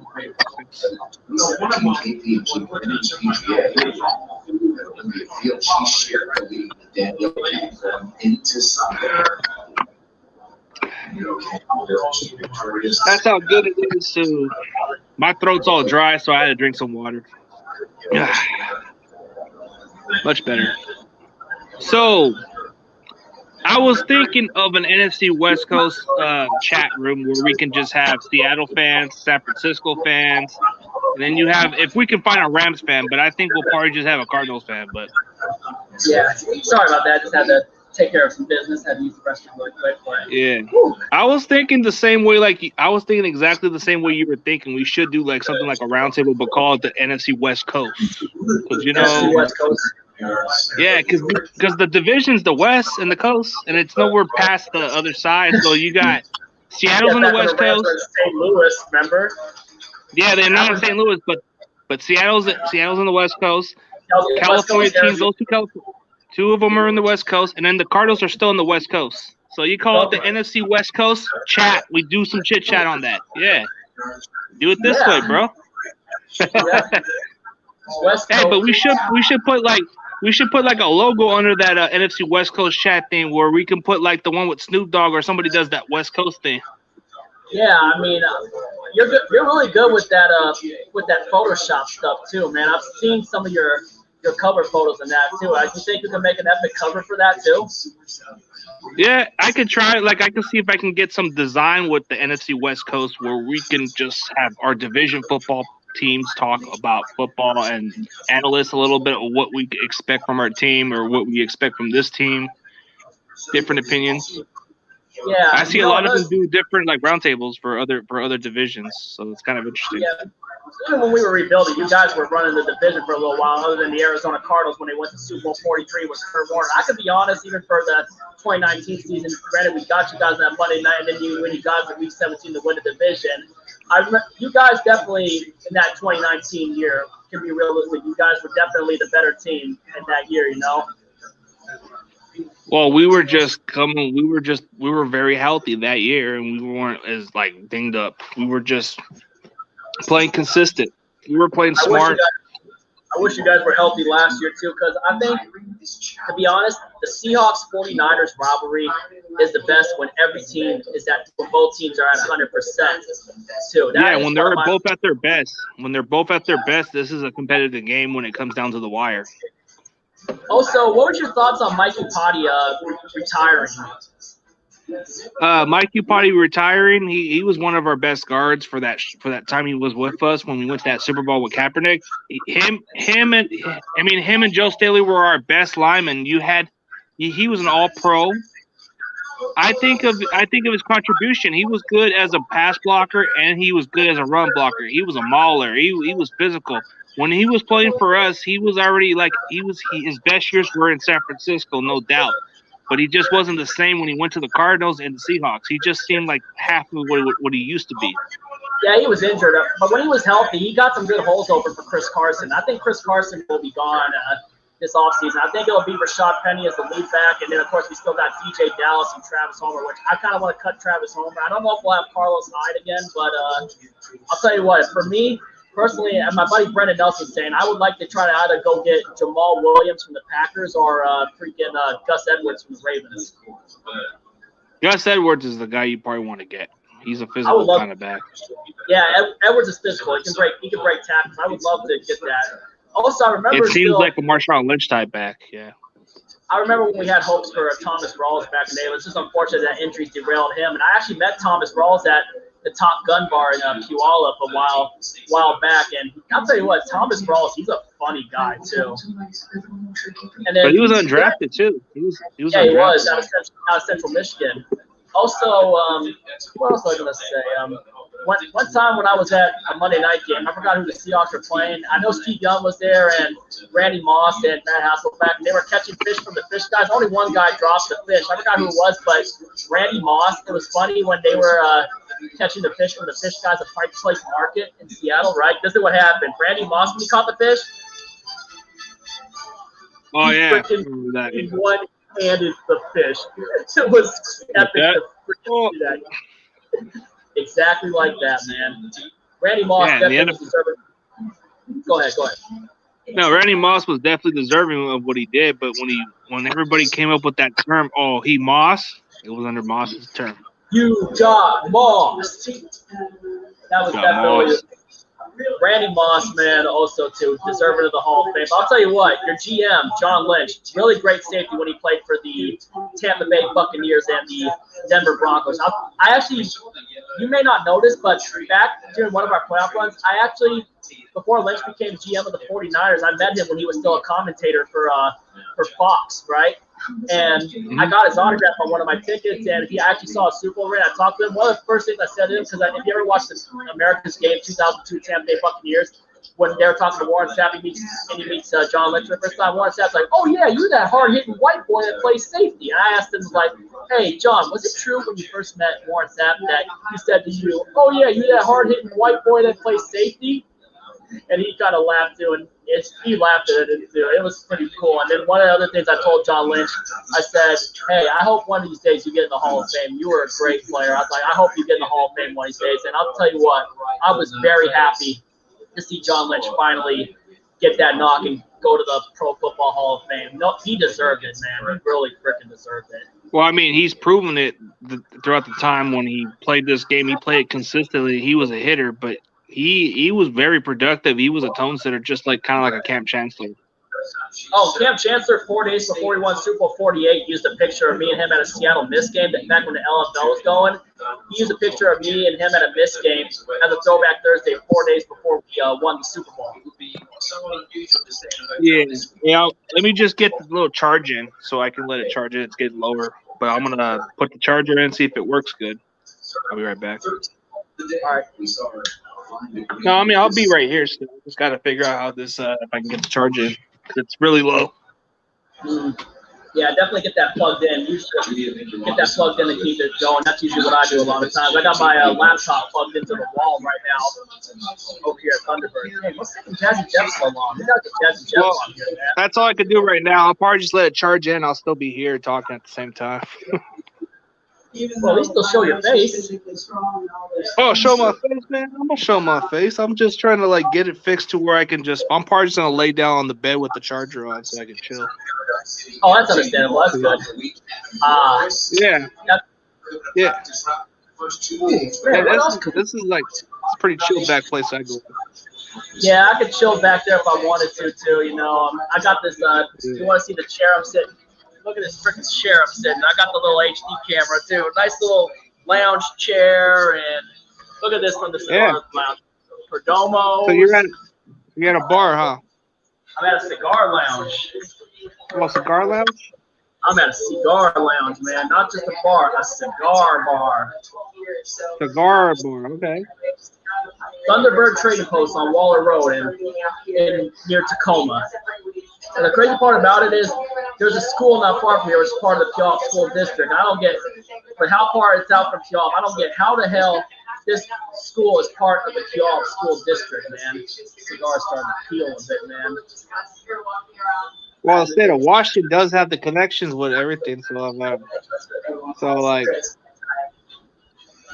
like our city is based by Bulldogs. That's what it is. And also, this bar is on. Seahawk Eddie's coming in. This bar is also on Native American lands.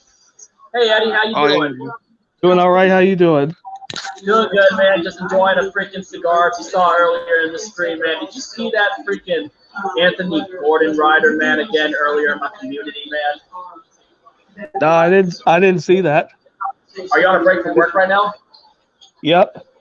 Good that we were able I to don't get work you in. till later on tonight, so I got work until like 11, so I'm good, man. Oh, you started at 11.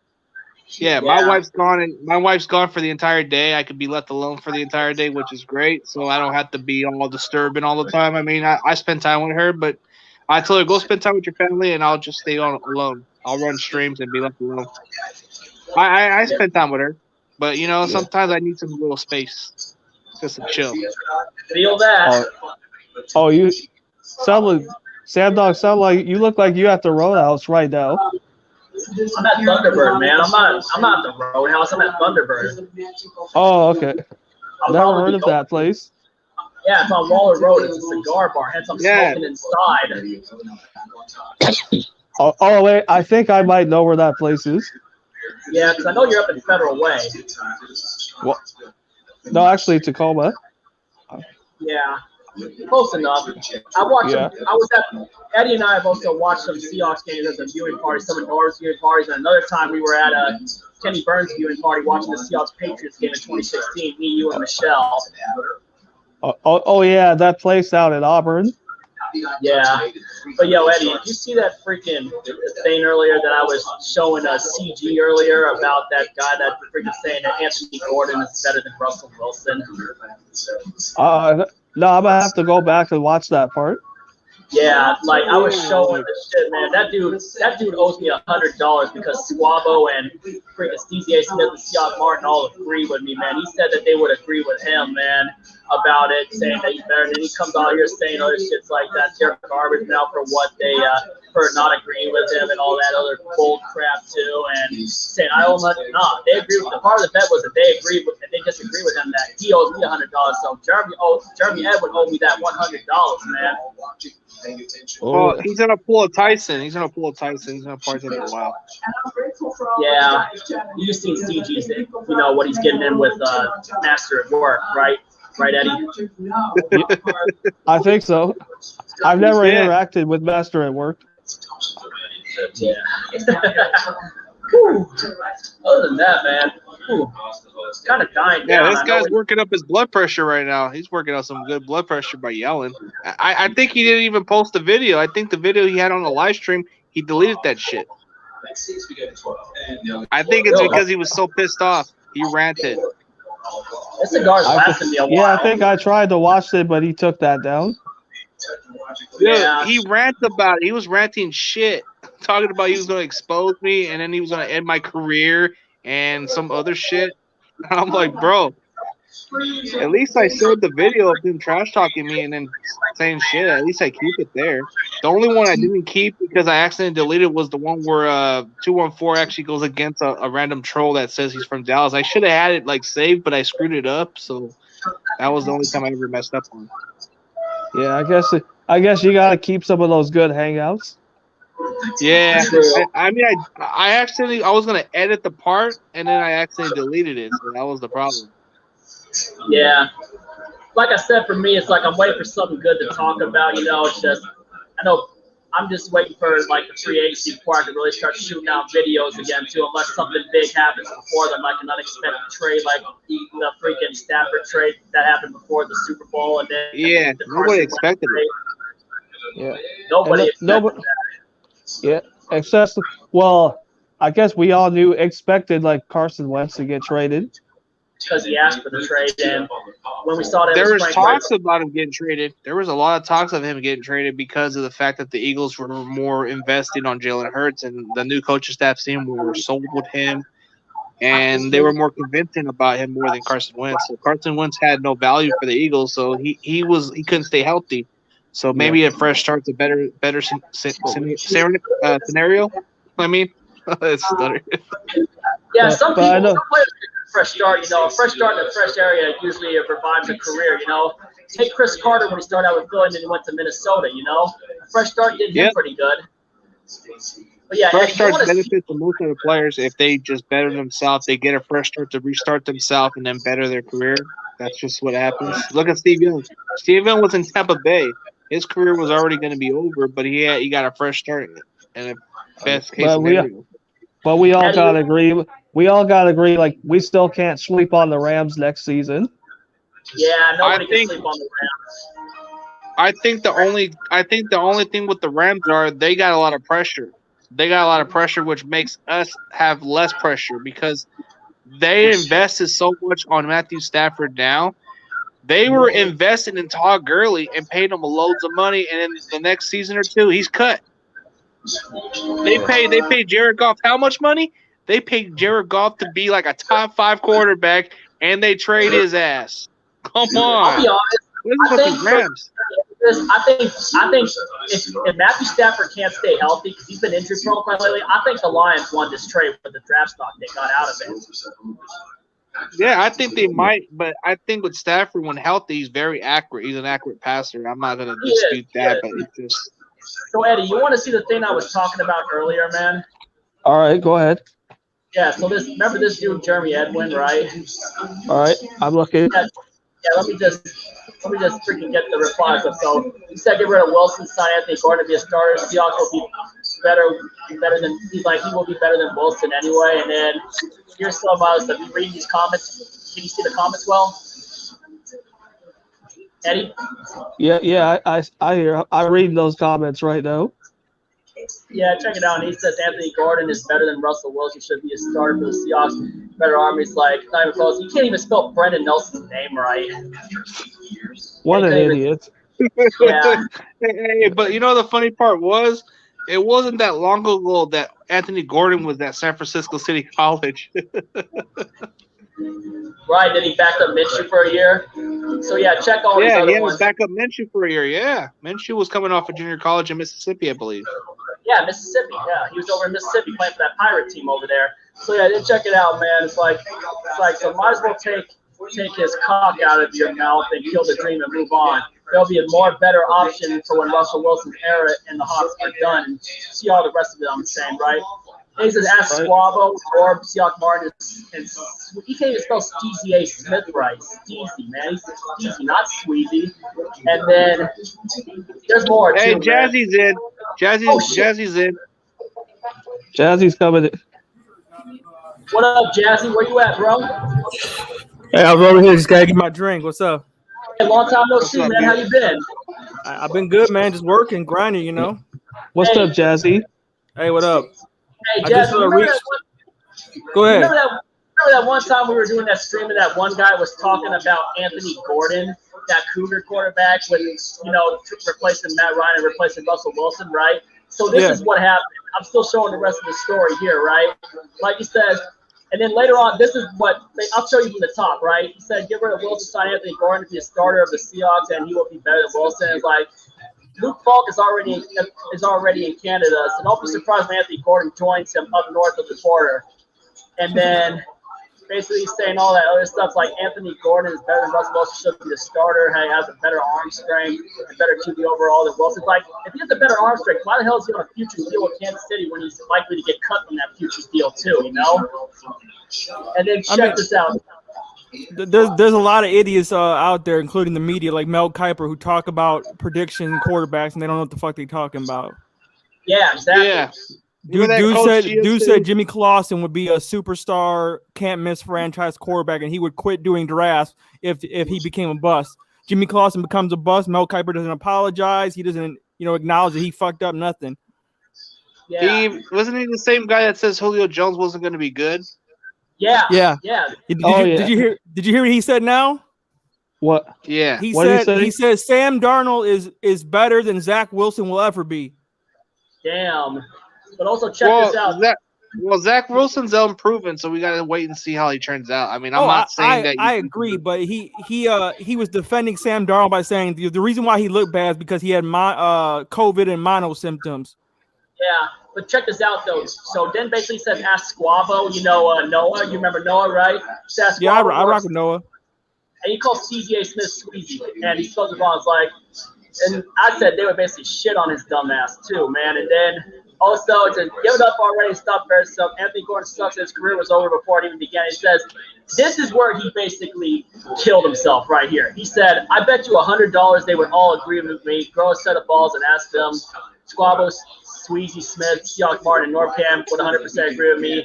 And then this is what happened. Let me go to the other community posts. And this is my responses I got from Seahawk Martin and Noah, right? Here's the other one right here from my community post. Russell Wilson is a better player and who I want to start. But he likes Anthony Gordon anyway because obviously Squabo goes to Wazoo, right? He goes to Washington State where Anthony Gordon went, right? But he said Russell Wilson is a better player and who I want to start. And Seahawk Martin says Russ all the way, Gordon's backup at best, and Russell is our franchise quarterback. But I agree with what you said earlier for the Falcon that we need to fix the offensive line, though, Jazzy Jeff. I agree with you. So here's the first two agreements, and then this is what Steezy said. He's like, Steezy A. Smith says, he's like, what the fuck? Like, bro, he's tripping big time. He's literally trolling. If I were you, I wouldn't even want to spend any more time entertaining him. So tell me this, man, from the way it looks. Who won that bet? Who won that $100? You did? You.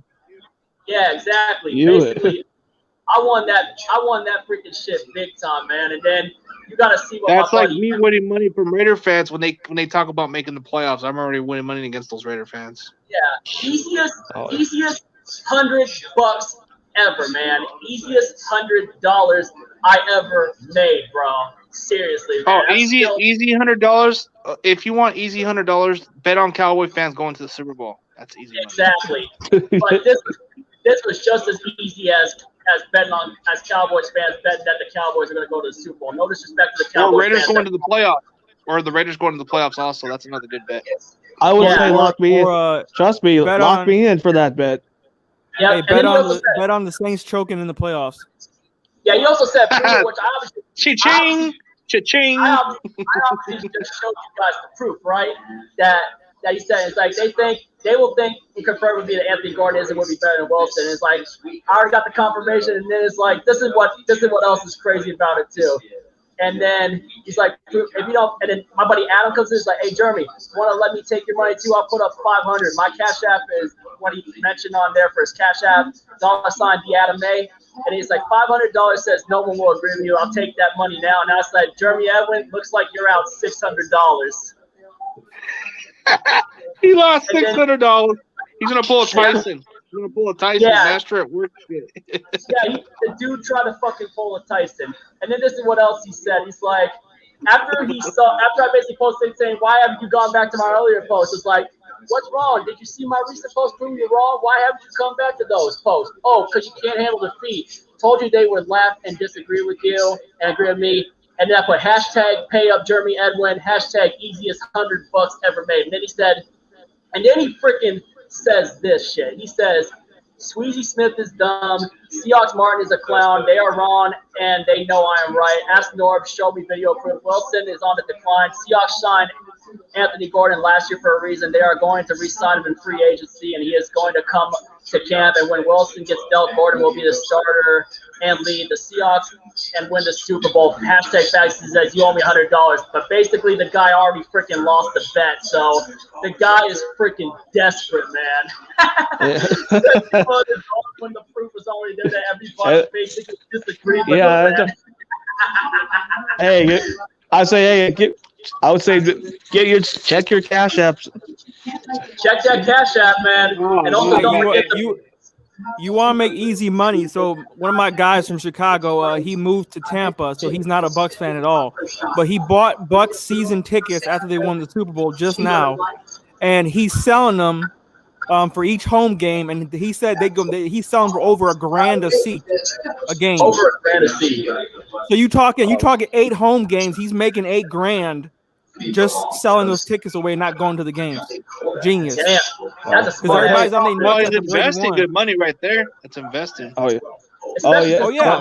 He said he showed me the ticket stub. Season tickets was like $1,200. Hey, he's making $8,000. Tickets. But hey, I gotta head back to work. All right, Eddie. I'll catch you later, man. Thanks for coming on, Eddie. Can you guys hold? Hey, CG and Jazzy. Can you guys hold down the floor for a little bit? I gotta hit the bathroom again really quick. I'll be right back. Hold down the floor for a minute. I gotta go to the bathroom. I'll be right back. Hey, Sam gotta take a shit. Don't pull an EDP, man. So you a Niners fan? Yeah. And Lakers? Lakers, yeah. Man, I can't stand the Lakers. College football, I do go for the Oklahoma. Like I got it on my wall. Yeah, I'm diehard Falcons fan, but I'm from Chicago, so everything I love is Chicago except for the Bears. I never liked the Bears. I was always a Falcons fan as a kid. Yeah, I grew up somewhere in Dallas and I hate the Cowboys. So your family Cowboys? My families are Cowboy fans, and then majority of them are either just Bears fans, and then some of them are either just Raiders, but mostly some Niners in my family. Very little. Yeah, all my family and friends are Bears fans. I'm the only Falcons fan.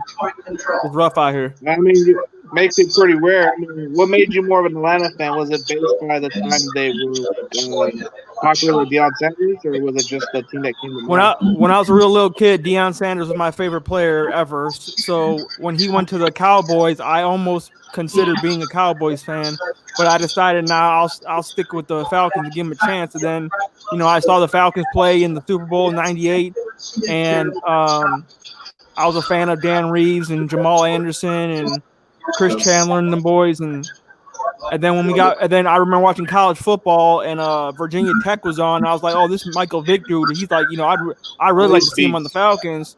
And I said to my dad watching the game, I'm like, this guy's electric, And then the Falcons drafted him, and that's kind of like, it was kind of to me like, oh, okay, it was a sign like this is my team for sure.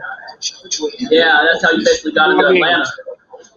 Yeah, he was a generational talent, just like Lamar Jackson is right now. This was the time where Lamar was what he is, but this was Michael Vick. Michael Vick was at another level. Like this guy was. I agree. I agree, but I'm one of those people where I'm an objective Michael Vick fan. He never took the position seriously until after he got incarcerated. And he even admitted himself that he didn't work on his passing game or his accuracy or his short yardage throws until after he learned the game more. There's a famous story about Michael Vick, and I told Sam this, that when he first was a rookie on the Falcons, he told people that he took the playbook and he threw it in the trunk of his car, never read it because he felt like he didn't have to because he was that good of a player. And to me, that to me is disrespectful to the game and people who practice it. So Matt Ryan took us places that Michael Vick never took us, and he actually respects the game. So I always think Matt Ryan's gonna be a better player than Michael Vick. Period. To be honest with the whole Russell Wilson thing, I don't know what's going to happen with that later on. Like I said, I'm just going to wait to see what happens with that. But even when Hasselbeck left, basically, I just moved on, man, and just still supported my team regardless. It will be the same thing when Russell Wilson is gone, too. Like, but we don't know who the next quarterback's going to be, but we'll know when we have him, though, too. But other than that, he better not go to no damn Saints. I tell you that much. Yeah, I know you. that would be a crazy fit.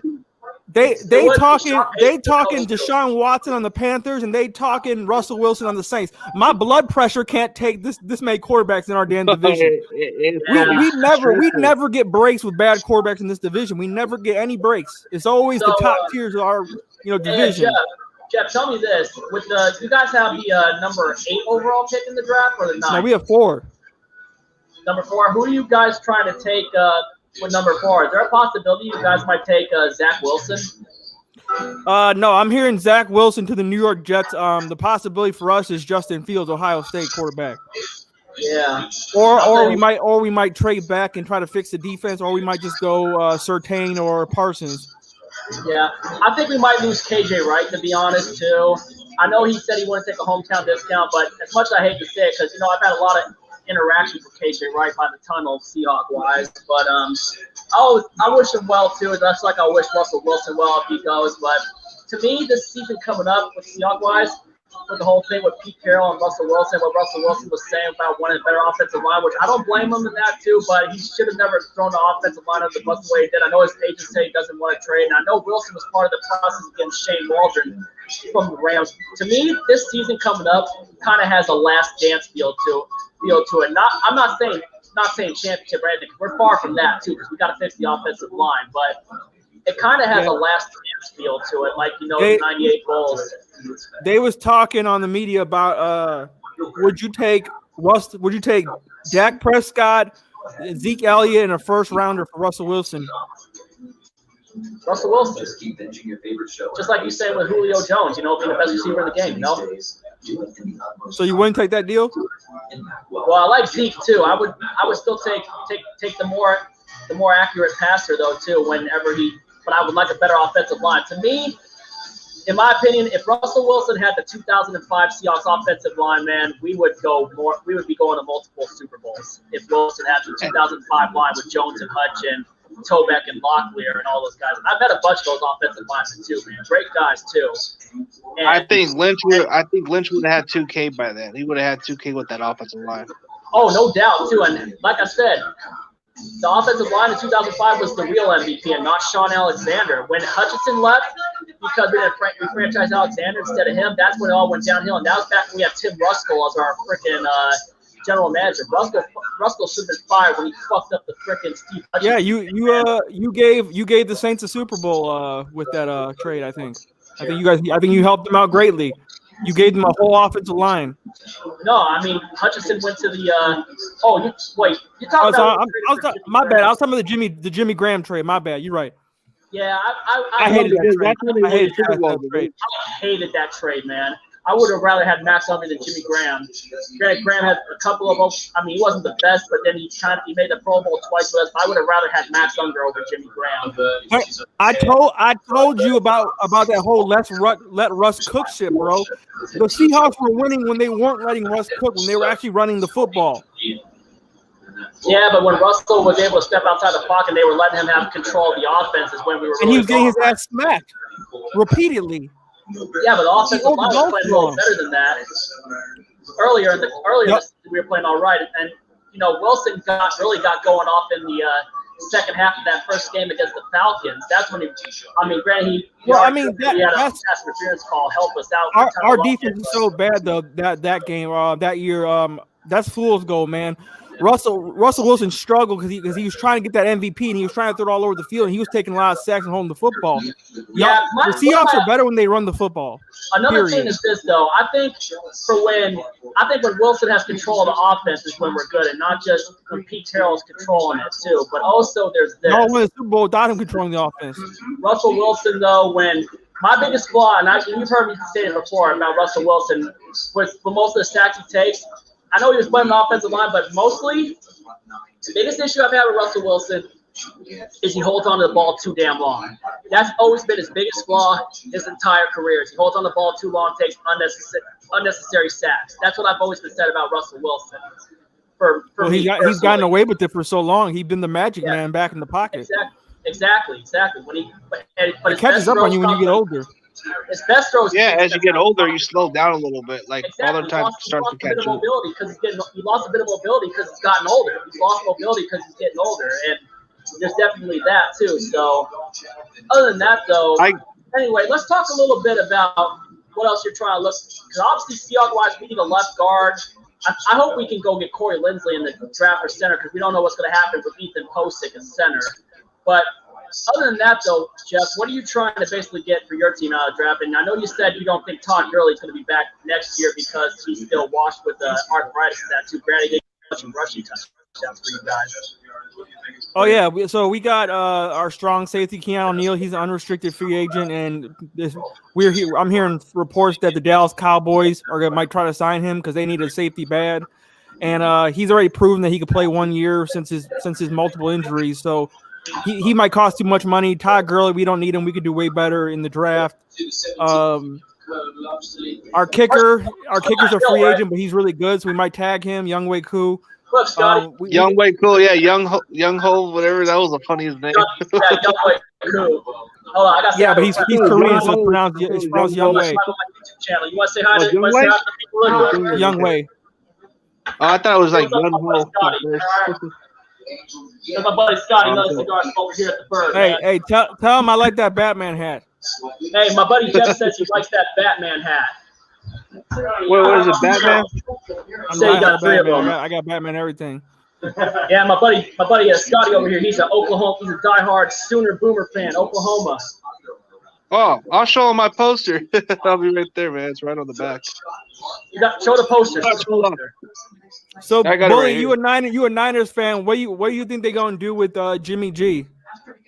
They're gonna probably keep him, invest offensive line. That would be there you go. Oh yeah, hold on, show it again. I got to show it, Scotty. Hey Scotty, you want to come around really quick and see the Sooner thing really quick? All right, my buddy Scotty's gonna come here and take a look at that. Take a look at my buddy's poster. Oh yeah, Boomer Sooner, baby. He said Boomer Sooner. Yep. Horns down. Fuck the Longhorns. Bully, Jimmy G, I graduated from Eastern Illinois. So when I graduated, I went back and I saw Jimmy G play in college. Yep. Oh yeah, I got a friend that played in the semi-football. He told me he did play at Eastern Illinois and he knew Jimmy G for a little bit. And we also had Tony Romo, and he came when I was in school. He came back for this like meet and greet breakfast thing. I got to meet Tony Romo there back as well. Yeah, Romo went there, and then Mike Shanahan went to Eastern Illinois also. And Sean Payton as well. I hate Sean Payton. Yeah, Who would if he plays for the same? If he's on the Saints coaching staff and he's like the coach? Yeah. Well, one of my guys, he bought Romo's old house, and it was just called the Romo house in school. Everybody knew where the party was at. You say the Romo house. Everybody knew what house you were talking about. And there was dudes there who went to school with Romo, like older dudes, and they said Romo would make bets on how many women he could sleep with in the night, and by the end of the night, he would win the bet.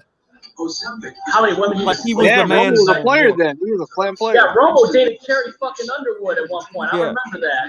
And anytime you go to like mom and pop's restaurants and stuff, and the games are on TV, all the old people, all they talk about is Romo still. Like he's like a legend there. What about Jimmy G? Did they even talk about him there too, or no? the newer people do, but the people 30 and older it's all Romo. That's all they want to talk. They still sell Romo's college jersey in our school store. Homosexuals, that's what we call them, homosexuals. What do you think? What do you think of the title? Homosexuals, right? They're just homosexuals. I mean, Romo was decent, but he struggled in the clutch. You know that, and I'm sure Sam Dog remembers the one versus the Seahawks where he trips on that. I was there for the punch. That was funny. I remember that. I mean, as good as he was, it was durability. I think if Cowboys would have just surrounded him like they did with Dak Prescott, I think he would have got further than what he was. But he just didn't have the supporting cast, and he was playing injured. So that was the downside of his career. I agree with the injuries. I disagree with the supporting cast. The dude had Des Bryant, Prime, Jason Witten. He had Marion Barber. But the offensive line wasn't that great.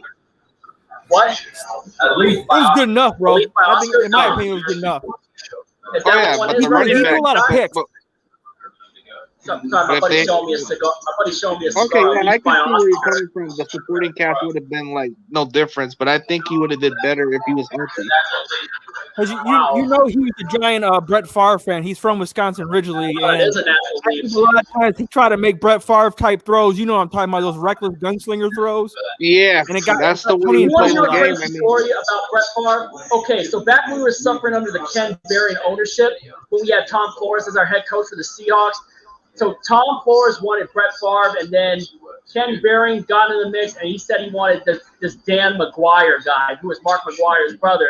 And that's how bad the Ken Berry ownership was. I mean, Paul Allen, when we had Paul Allen, Paul Allen let the coaching staff and that build the team too, which by Paul Allen was 100 times better owner than Ken Berry was. And we went with freaking Dan McGuire, and then obviously Brett Favre went to Atlanta, had that year and for a little bit, and then the Falcons traded him to Green Bay. I remember that story. I remember my dad recently telling me that story. To think the Seahawks could have had Brett fucking Favre. Dude, if they had Brett Favre, they would have had him until they would have been relevant until they would have found a quarterback by then. So they would have been the perfect timing for them to even stay successful with Brett Favre. Yeah, I mean, look at what Brett Favre. I want to see how old school you guys are. If you guys remember this game, my boy just texted me. He's playing it right now. Which one? NFL Streets? NFL Street, Bully wins. My buddy I played that. I played that as a kid, dude. You would have NFL Streets. Adam was playing that a couple years back. We were hanging out at the trailer he lived in. It was so cool to watch him play that game. Garcia Owens and Hurst were on the game, and then you had other teams like the Bucks and other people and other like teams on their own. It's like backyard football and a video game. Yeah, there was a couple of guys who were like basically cheating in that game. Like Michael Vick's wall jump was like a 99. Like all you had to do is run to the sideline and use the wall jump and just get around guys for like 50-yard gains. That's what it was with him, yeah. You could unlock like Larry Zonka and a whole bunch of legends. What about Steve McNair in that game? What about Steve McNair? Oh, he was good in that game. Aaron McNair, may he rest in peace, man. Garrison Hurst was a monster in that game. There's a couple dudes who were just beasts in this game. Yeah, I used to love that game. The one player I never understood how they used, but they I guess the way he would say how they use Vic, dude, it was kind of like a cheat code to use him, just like how they used Bo Jackson in the Tecmo Bowl. Oh, that's too old school. Yeah. So Jeff, I mean, old school wise, I did play a lot of these NFL Blitz. I always played NFL Blitz. Oh yeah. Yeah, I remember playing NFL Blitz on the N64 recently with my buddy Adam. I like the freaking when they do the close arm like this. It's funny when you see some of the times when they do the freaking clotheslines like in wrestling. They were freaking hilarious. Yeah. Like, what about Blitzly? Blitzly was badass too. It was like Blitz is one of those games. They came out with NFL Hits. Oh yeah, that lasted like a year. No, remember there was an NFL also that had like the one where they take off their helmets and do some taunting or some shit. I remember that video game. I don't care what it was. NFL Hits was the one where when you hit a dude, it zoomed in on the bone you broke, and it like did like an X-ray. Anytime you hit a dude. Yeah. That was an NFL game. That wasn't an NFL game. That was Blitz the League. No. That was Blitz the League. Wait, no. I'm almost positive it wasn't a Blitz game. It was blitz. Oh, okay, yeah. It was a blitz game. It was a blitz game. I've looked it up on YouTube, and I'm gonna Google it. Hold on. And then the thing about blitz lead is you can grab the helmet and hit them on the head with it too. Like boom. Lately, Scotty. Yeah, like they. Then there was one called the ESPN 2K, which was a good one. Just doing a live stream on my YouTube channel, man. How long you gonna be on it? Yeah. Say what? How long have I been on? Close to 2 hours now. An hour and 54 minutes. We've been going for an hour and 54 minutes. Almost 2 hours, bro. Yeah, I mean, there was a lot of good video games back in the day. You know, I used to like playing those other badass games, but they didn't have them like as good. Like, At least kind of came off a bit. But Yeah, there's also if you remember back in the day, NFL quarterback club. Brett Favre was on the cover. oh, he was? Yeah. And then you know what game I used to like? You know what game I used to like? What? You know which game I used to like also as a kid was NBA Streets. Let me see. Yeah. Yep. With I like Alex Talking about Iverson. this game. the old school. Yeah, that's Quarterback Oh yeah, club? yeah, he was. Yes, I remember. I was like 99. in elementary school. Wasn't that like an SNES game? That was N64. N64? Yeah. Wow. Damn, I really am old, man. Oh, dude, Nintendo 64 when I dude, they made those games when I was like in elementary school. I remember that because I played that game heavy in '99 until WrestleMania 2000 came out on N64. Oh, WrestleMania! And then when that that game came out, I played that game religiously. Like that's all I played. WrestleMania 2000. You invite your friends over. No Mercy? At Royal Rumbles and shit. How about No Mercy? No Mercy was good. And NWO versus WCW World Tour was good. Oh yeah, bad. Revenge. I'm still a wrestling fan. I would be playing Mario Party, Super Mario 64. Obviously, Mario Party came out later. Grand Theft Auto. I played Grand Theft Auto. Grand Theft Auto, man, dang. Grand Theft Auto 3. I actually did a little playthrough of the story again in GTA 3. I always like from time to time going back and doing playthroughs of Grand Theft Auto San Andreas. Oh, but I like Part 5 actually. There's some good parts of Part 5. You can switch multiple characters. Oh yeah, I love GTA 5 switching characters. I love the torture mission. I especially like the torture where you pull the guy's teeth. Hey, Yeah, I like the Sam, get your boy Brandon in the stream. Brandon Rogers. He's a Seahawks fan too, right? Yeah, he's cool too. He's one of my guys too. But I know CG called him out once when we lost to the Rams too. But like I said, I've never You want really to keep it less drama. That's the difference. You must keep it less drama. Yeah, I don't fuck with these content creators who all they do is spend their time bashing other content creators. Like that shit. It ain't cool with me. It don't get you extra subs. It don't do anything else but feed your ego. Like I'm all about positive shit and just talking football, you know? Oh yeah, hell yeah. The only difference between me and him is like we've been going at it for a while, and he's been throwing my name at a lot of times. Oh, no, I'm not talking about you. I was just talking in general, though. Oh yeah, like Tyson, for example, he's throwing my name down and trying to make it sound like he's doing something to me. Yeah, he's I talking like that I'm master playing word. puppets with him, playing Hey, with him. Jeff, you been talking to Sleeto lately? I haven't in a while. He was just on. He just made a video an hour ago, and I just said what's up to him. Tell him asked him how he was doing. What But about Smitty? Is Smitty doing good? I talk to Smitty every day. That's my guy. So is that your channel name right there, Jazzy Jeff Real Talk, or is that Yeah. is that just a different? No, Say that's my channel name. Say the full name, Jazzy. I know you didn't want me saying it at one time, but say the full name, what you really saying that only you could say. I mean, I open my show with it's Jazzy Jeff Real Talk, no gimmicks. Bring that real Falcons talk to real Falcons fans. There it is. Oh, have you ever checked out Big Low Country? Right. No. Check him out. He's a Falcons vid maker. What's his name? Up and coming guy. Big Low Country, but it's spelled with a KUNT. I've heard that name. I ain't seen the channel. What in the world? What in the world? Big Low Country. Hey He's Sam, funny, I just hit 1300 though. Hey, congratulations, man. It's been kind of it's been kind of dead lately on my channel because I'm waiting for the free agency to pick up. Though it's just Gotta find ways to keep them interested in that. I'm starting now. I'm gonna be doing movie reviews and movie like trailer reactions and stuff, man. I want to try to expand my channel doing saw you more than just reacting- football. I saw you reacting to Mortal Kombat. Yeah, I'm trying to start one with NFL pick'ems to where I could have it separately. Keep that as a NFL content there, and the other one could just be whatever. I do mix up content of everything, but you can do that. Yeah, I'm gonna do one with pick'ems, which is a separate channel. Every week with the games, I would always be doing previews with Brendan Nelson. I may do a free agency preview the day before with him when March 16th comes, the day before St. Patrick's Day, when free agency begins, talking about who we possibly want, which we kind of expressed like running backs that we want for when Chris Carson's gone. Like personally for me, I would want either Gus Edwards or freaking Jamal Williams from the Packers. And I just watched this TTS video, and one of them said a rumor about possibly Baltimore Ravens trying to make a trade for Julio Jones. I don't know.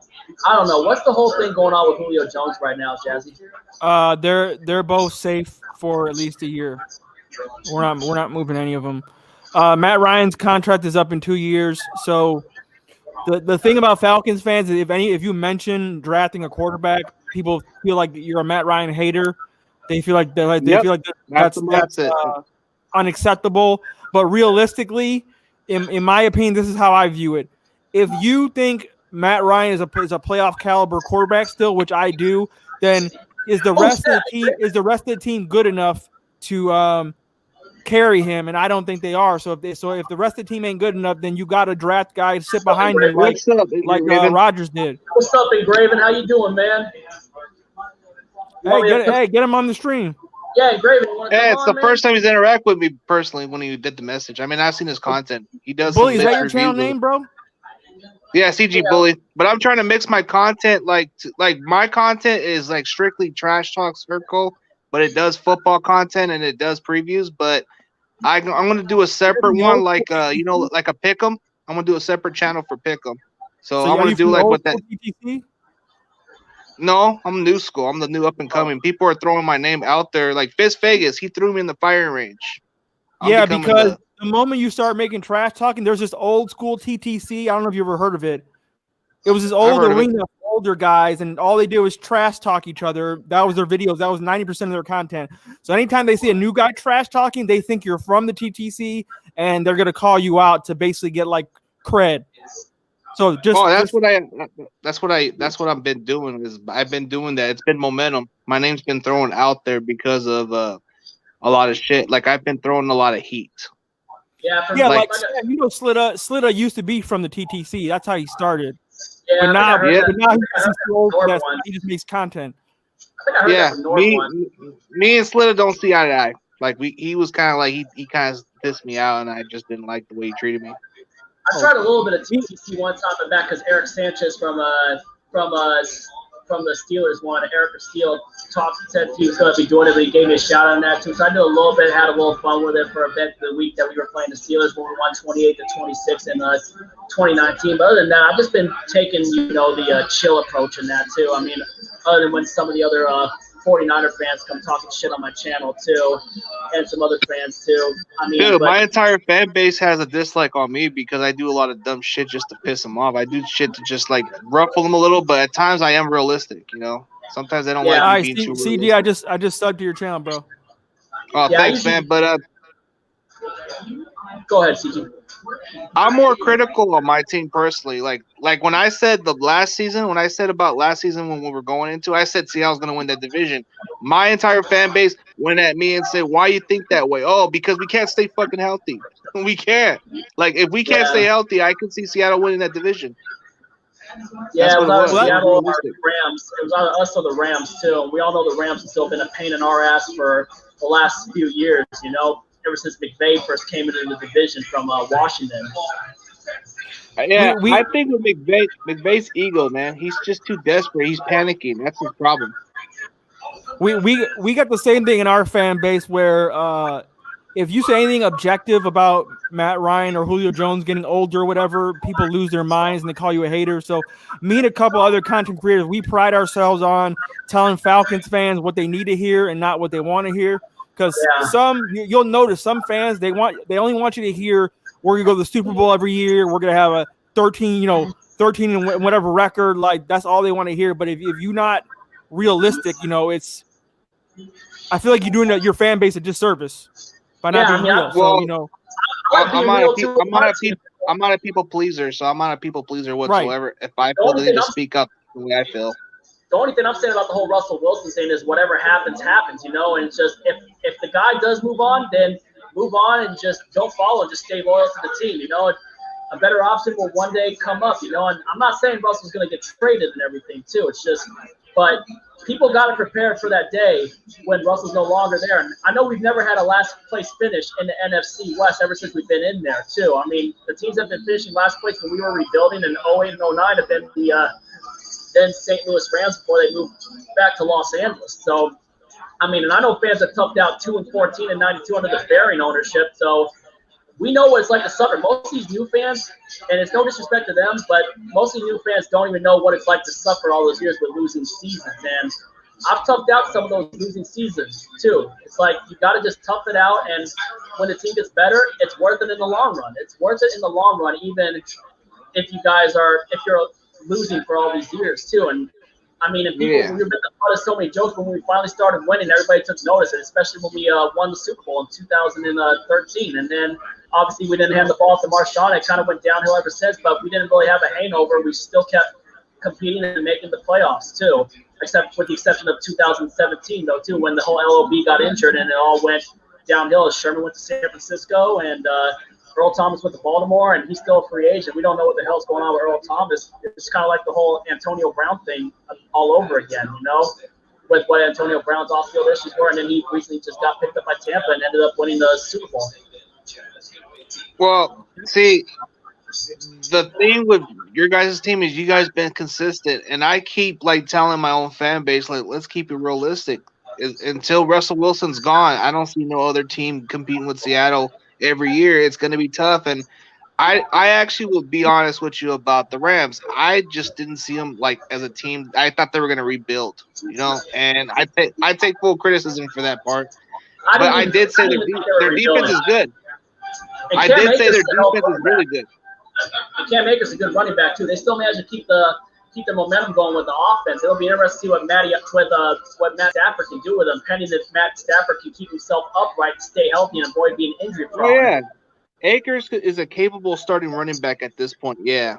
I really think that Cam Akers, if he just takes the starting load, I really think he's a good back coming out of Florida State. But I thought what the Rams did was being smart, because Todd Gurley was just too much and he wasn't the same player. Usually when you pay these running backs these ridiculous contracts, look at Zeke Elliott, not the same running back.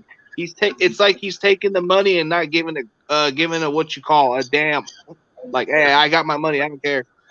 It's like Russell Wilson. It's and there's certain players that make a lot of money off of endorsements. One of the things I really wish Russell Wilson would do is, just make money off of the endorsements, but stay focused on football off of doing cologne shit with Sierra. And another thing with this too is that, look at Tom Brady, for example. The reason why the Patriots and Brady were able to win so much, because Brady, that's why I have a lot of respect for Tom Brady and why I think he's the GOAT, because the guy freaking restructures in contract in order to win. And I think he kind of did the same thing with I don't know, wasn't he taking $30 million a year with Tampa Bay when he first got to Tampa? And I don't know if he restructured a little bit with Tampa to still keep that core around if he'll do it again next season.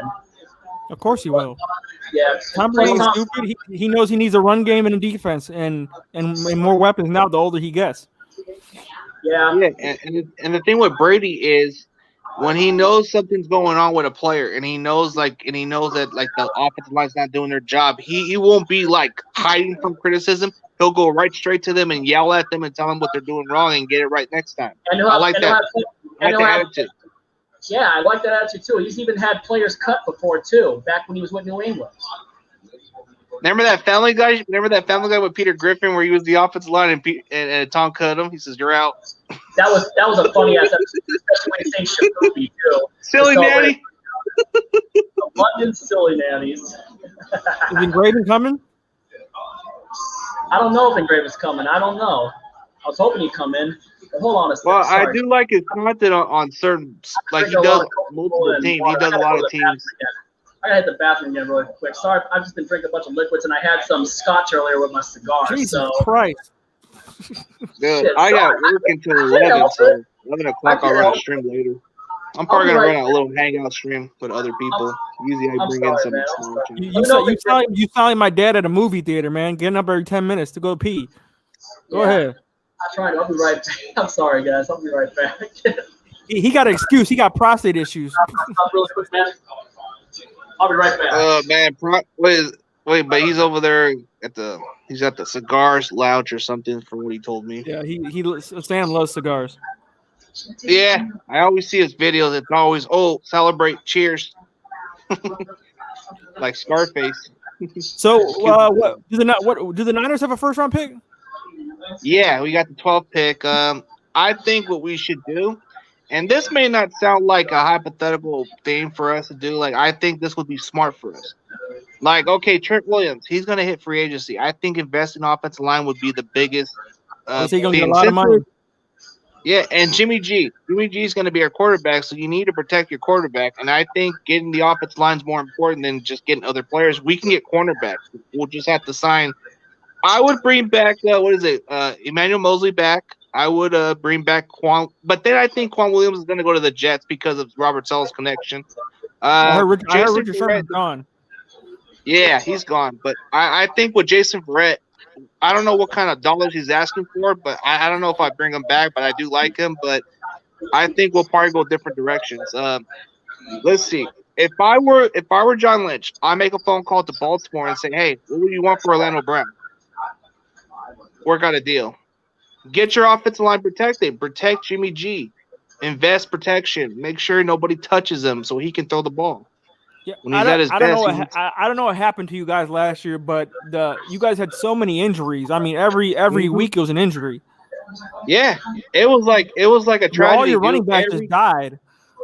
Yeah, fifth string running back. It goes from fifth string practice squad. Like, dude, every week it's like we couldn't even catch a break. Like the next guy was hurt. Oh, dude, and I remember because I had Raheem Mostert on my fantasy team, and then he gets injured, so then I pick up.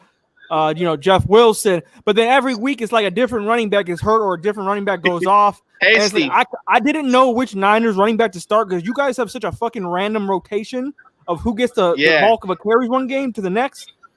So I'm like, God, it was so frustrating watching you guys run the football all year. I didn't know who the hell to start. Yeah, because majority of our running back was like, okay, Mostert was the hot hand coming into the season, and then you had Tevin Coleman, then he was out. And then you had Jarrett McKinnon, which he was good, but then he didn't show consistency, but he was giving you some points at times. Then you had Jeff Wilson coming out hot. And then Jermichael Hesty was on the practice squad. He did solid a couple games, and then he got hurt. And then didn't Hasty have a touchdown against us in our game earlier in the season, the first one? Which one? The one where we won 37-27 against you guys. Are you talking about Hesty or somebody else? Hasty. Oh, I think so. Yeah, I think he got that. I don't know. I think it was a rushing touchdown where he broke into the plane or something. Yeah, and then DJ Dallas had his first 2 career touchdowns as a Seahawk too. I remember the guy out of Miami. We didn't have Chris Carson or Carlos Hyde because they were hurt too. And I remember DJ Dallas had a pretty decent game that game too. And that was, I think, the game where Garoppolo and Kittle got hurt.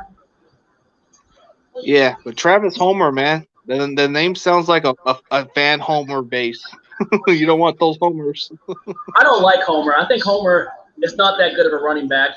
It's not that physical. He's a small guy, and I kind of wouldn't mind if we cut him. Just, I'm being real. I would like to cut Travis Homer. Yeah, Sam, you cut him. Sam, who's a free agent on the Seahawks this year? Chris Carson. And then there's Ethan Posick. We got a lot of free agent guys too. There's so many. Ethan Posick's one of them too, and we got. Let me share screen and let's pull up our five of our cornerbacks are going to be free agents, dude. So you got 5 of the Niners cornerbacks hitting free agency. Rich Sherman, Emmanuel Mosley is restricted, so we could bring him back easily. Jason Verrett, Calla Witherspoon, and then Quan Williams. So that's I heard Sherman might go to Las Vegas, man. I'm hearing rumors that 5. Sherman might go to the Las hard. Vegas, man. And I remember on a freaking podcast with freaking John Gruden. Actually, 6. Yeah, Actually, let me 6. just- Okay, I miscount one guy. Dante Johnson's a free agent too, but he was our reserve DB, so I guess you can count him as a free agent. Oh, Bully, we also have our center, Alex Mack. He said there's reports saying that he wants to go to the Niners to play with Shanahan again. Yeah, I remember. Yeah, the chemistry. The Alex chemistry Mack- is good there. He's old. He's getting older though, but he's still a solid center. Alex Mack actually, Brendan Nelson pointed out that he wanted Alex Mack, but I personally want that guy, Corey Lindsey. But here's our free agents. We got KJ He don't Wright. get a lot of money.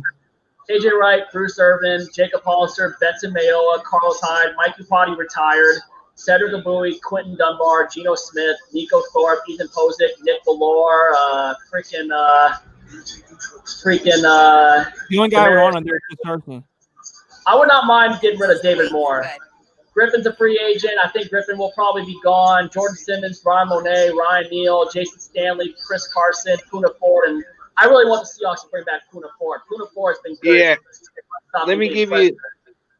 Let me give you some insight on who's going to be a free agent that you might want to look into, because I know a lot of you guys like to take our leftovers players for so many reasons. Who? Kendrick Bourne's going to be the guy that you might want to look into, because that's the guy you guys have been talking about. Like Kendrick Bourne, he's a sleeper. He's going to be a free agent. Yeah, and I remember Kendrick Bourne played with Cooper Kupp at Eastern Washington. The Niners like taking the Falcons leftovers. Yeah, Oh yeah, anybody. We take the Seahawks leftovers, but the Raiders take the most of our leftovers. Man, come on, Jerry Rice. Hey, we took some of your leftovers, Jerry Rice. I actually met Jerry Rice at a Sonics game once when I did a fan dance once, and I did the worm. I remember one time I got upgraded to courtside, and I met Jerry Rice in the courtside club. I introduced myself. My dad like, no, Sam. I'm like, hey, Jerry, my name is Sam, and Jerry Rice's wife's like, we know who you are. We saw you doing the worm on the court once. And Jerry Rice is a really nice guy. I met him twice. I met him at a Sonics game years back, and I met him in Las Vegas in 2019. 2018. And then here's your free agent. You got Richard Sherman, Solomon Thomas, Jaquaski Tart, Kyle Juszczyk from Harvard, Tevin Coleman, Kendrick Bourne, Kawan Williams, Ronald Blair, Ben Garland, Ezekiel Ansah, Tom Compton, Jarrett McKinnon, Jordan Reed, Jamar Taylor, and Maranis Grosu, Deion Jordan. A lot of cornerbacks are going to be free agents yet. A lot of guys are. Like, we're pretty much on cap space. Like, we really got, like, one of the leftover 49ers actually played pretty good for us when he came to Seattle was Mike Davis. I was surprised how good Mike Davis was. And there could be a chance that we could possibly bring him back. He did solid for the Panthers right now. Brendan Nelson expressed he's not really big on bringing certain players back, but he wants to see possibly Mike Davis come back if we don't get Jamal Williams or Gus Edwards. That's the one player I probably want to get. If depending on the price, I probably would like to get Gus Edwards because he would probably be the physical kind of back we do need. But I think because we got two. Raheem Mostert once played with Baltimore. You guys got him off of when he came off of a practice squad. I remember that. Well, he was originally he was undrafted by the Eagles, but he did come off a lot of the team's practice squad. He did come off the Browns. We picked him up. We picked him up from the Browns practice squad. Yeah, I remember hearing something about that too. Yeah, no, that was the last team he actually had a chance to go with besides us was the Cleveland Browns, but they let him. He was on their practice squad. Yeah. Shit. It's been a great stream so far. Granted, we haven't had a lot of viewers, but it's still been fun. I appreciate you guys still hanging out and coming on here while I still smoke this, Oh, it's no problem, bro. So how are things back in Chicago? What's the weather looking like right now? Because recently during my birthday weekend, we got hit with some snow. People celebrating like it's summer because it just hit 35 degrees. So, it feels nice that we don't have to clean our car today, and we actually got some kind of nice weather. 35 degrees to us is nice weather. Like that's when we start to feel like the winter's starting to end. Hey, Jeff, if I ever come out to Chicago again via Milwaukee with my family up there, do you ever want to sometime, get together and go walk around Milwaukee and hang out sometime if I ever get back there? Yeah, man, as long as the pandemic's over and shit. Yeah, and then we can do a collab. Shit, man. We can do a collab. We can do a collaboration while we're going around Chicago doing a whole bunch of fun stuff too. Yeah. If I'm ever in the Bay Area, same thing with CG. Yeah, well, I'm like in the Central Valley. I'm like 2 hours from the Bay Area, but if you catch me down there and we go right down Levi's Stadium, I got you. Now another thing I want to touch on off of football. Who are your favorite rappers from the Bay? Me personally, I like Mac Dre and E40. I've seen E40 live lots of times. I've even drank a Hurricane drink. That drink was good, but don't mix any other alcohol with it, or you'll puke your guts out. Okay, but I learned that the hard way. If you want to talk about Bay Area rappers that I admire over the years, you guys are probably going to say, okay, this is more original because I used to live right down the Bay, and I used to live right down south of San Jose, and we would hear a lot of these rappers, but the one rappers I always liked in the Bay Area was RBL Posse. Ruthless by Law. Ruthless by Law. I like Cali rappers, but I'm not really big on Bay rappers. Yeah, and Jazz, you've heard me talk a lot about Nipsey Hussle in past streams when you've been on with me. Yeah. Yeah. Well, I'm more of an Ice Cube fan at best, because I like his realist rap stuff. He's still got it. Ice Cube's the real game changer at rapping. I met Ice Cube once when he brought the Big Three to Seattle. I remember I was referencing most of his music when the games were being played. I was referencing like You Can Do It. I was referencing a bunch of his old school music and that too. With Can't Get Enough of That Gangsta Shit. You met Snoop Dogg, man. You still got that picture. And I got that video on my YouTube channel too. So what did Snoop say to you when he went over there when he went to meet you? You want to see the video? Yeah, I want to see how he reacted. You did take a picture of him, but then you were like, you didn't say like. Yeah, let me show you that freaking video I did with Snoop, man. Granted, it was 2013, way before I had a YouTube channel, right? But it was fucking funny as hell, especially the girl that I was trying to holler at when she went to Washington State too. She's cool though too. Hey Sam, I'm gonna get going, like bro. A party maker. You gonna go now, Jazzy? Probably yeah, cause I gotta hit to the store real quick. All right, man. Thanks for jumping in, man. I'll go check you out, man. I appreciate it, man. Take care, Sam. See you later, Jeff. All right, man. All right. So check this out, man. I gotta show you this freaking video, man.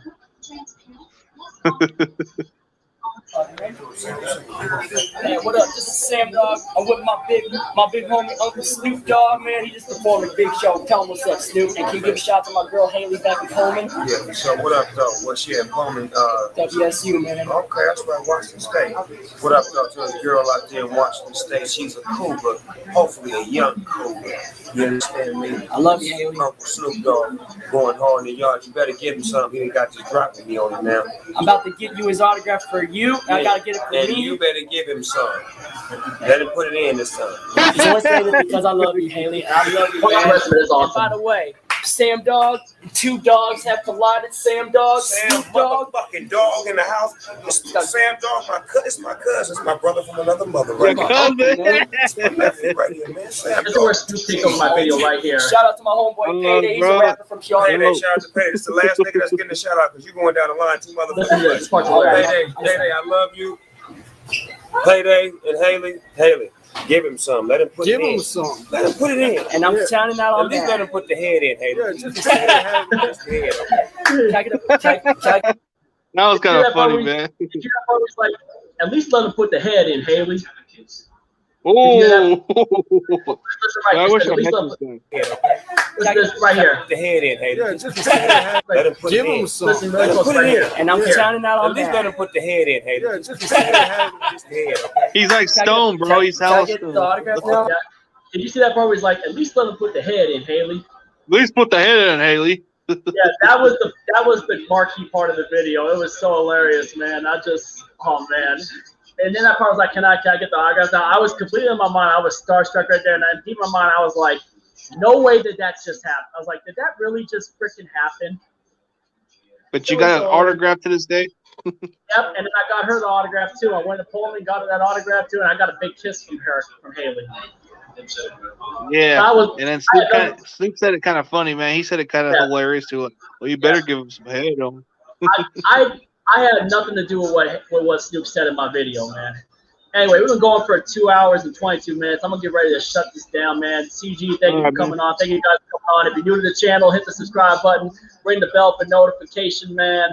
Going to try to get back on it a bit. Sorry, it's just been slow lately, man. hopefully when free agency picks up in March, we will be getting some good videos of who goes where and my thoughts about it, everyone else's thoughts in the comments down below, and we'll see what happens. So Sam Dog Infamous 253, CG Bully signing out. Jeremy Edwin, you owe me $100. If you ain't with it, you ain't infamous. And as always, go pay up, dude. Dog. Pay up. Pay up. Pay up, Jeremy.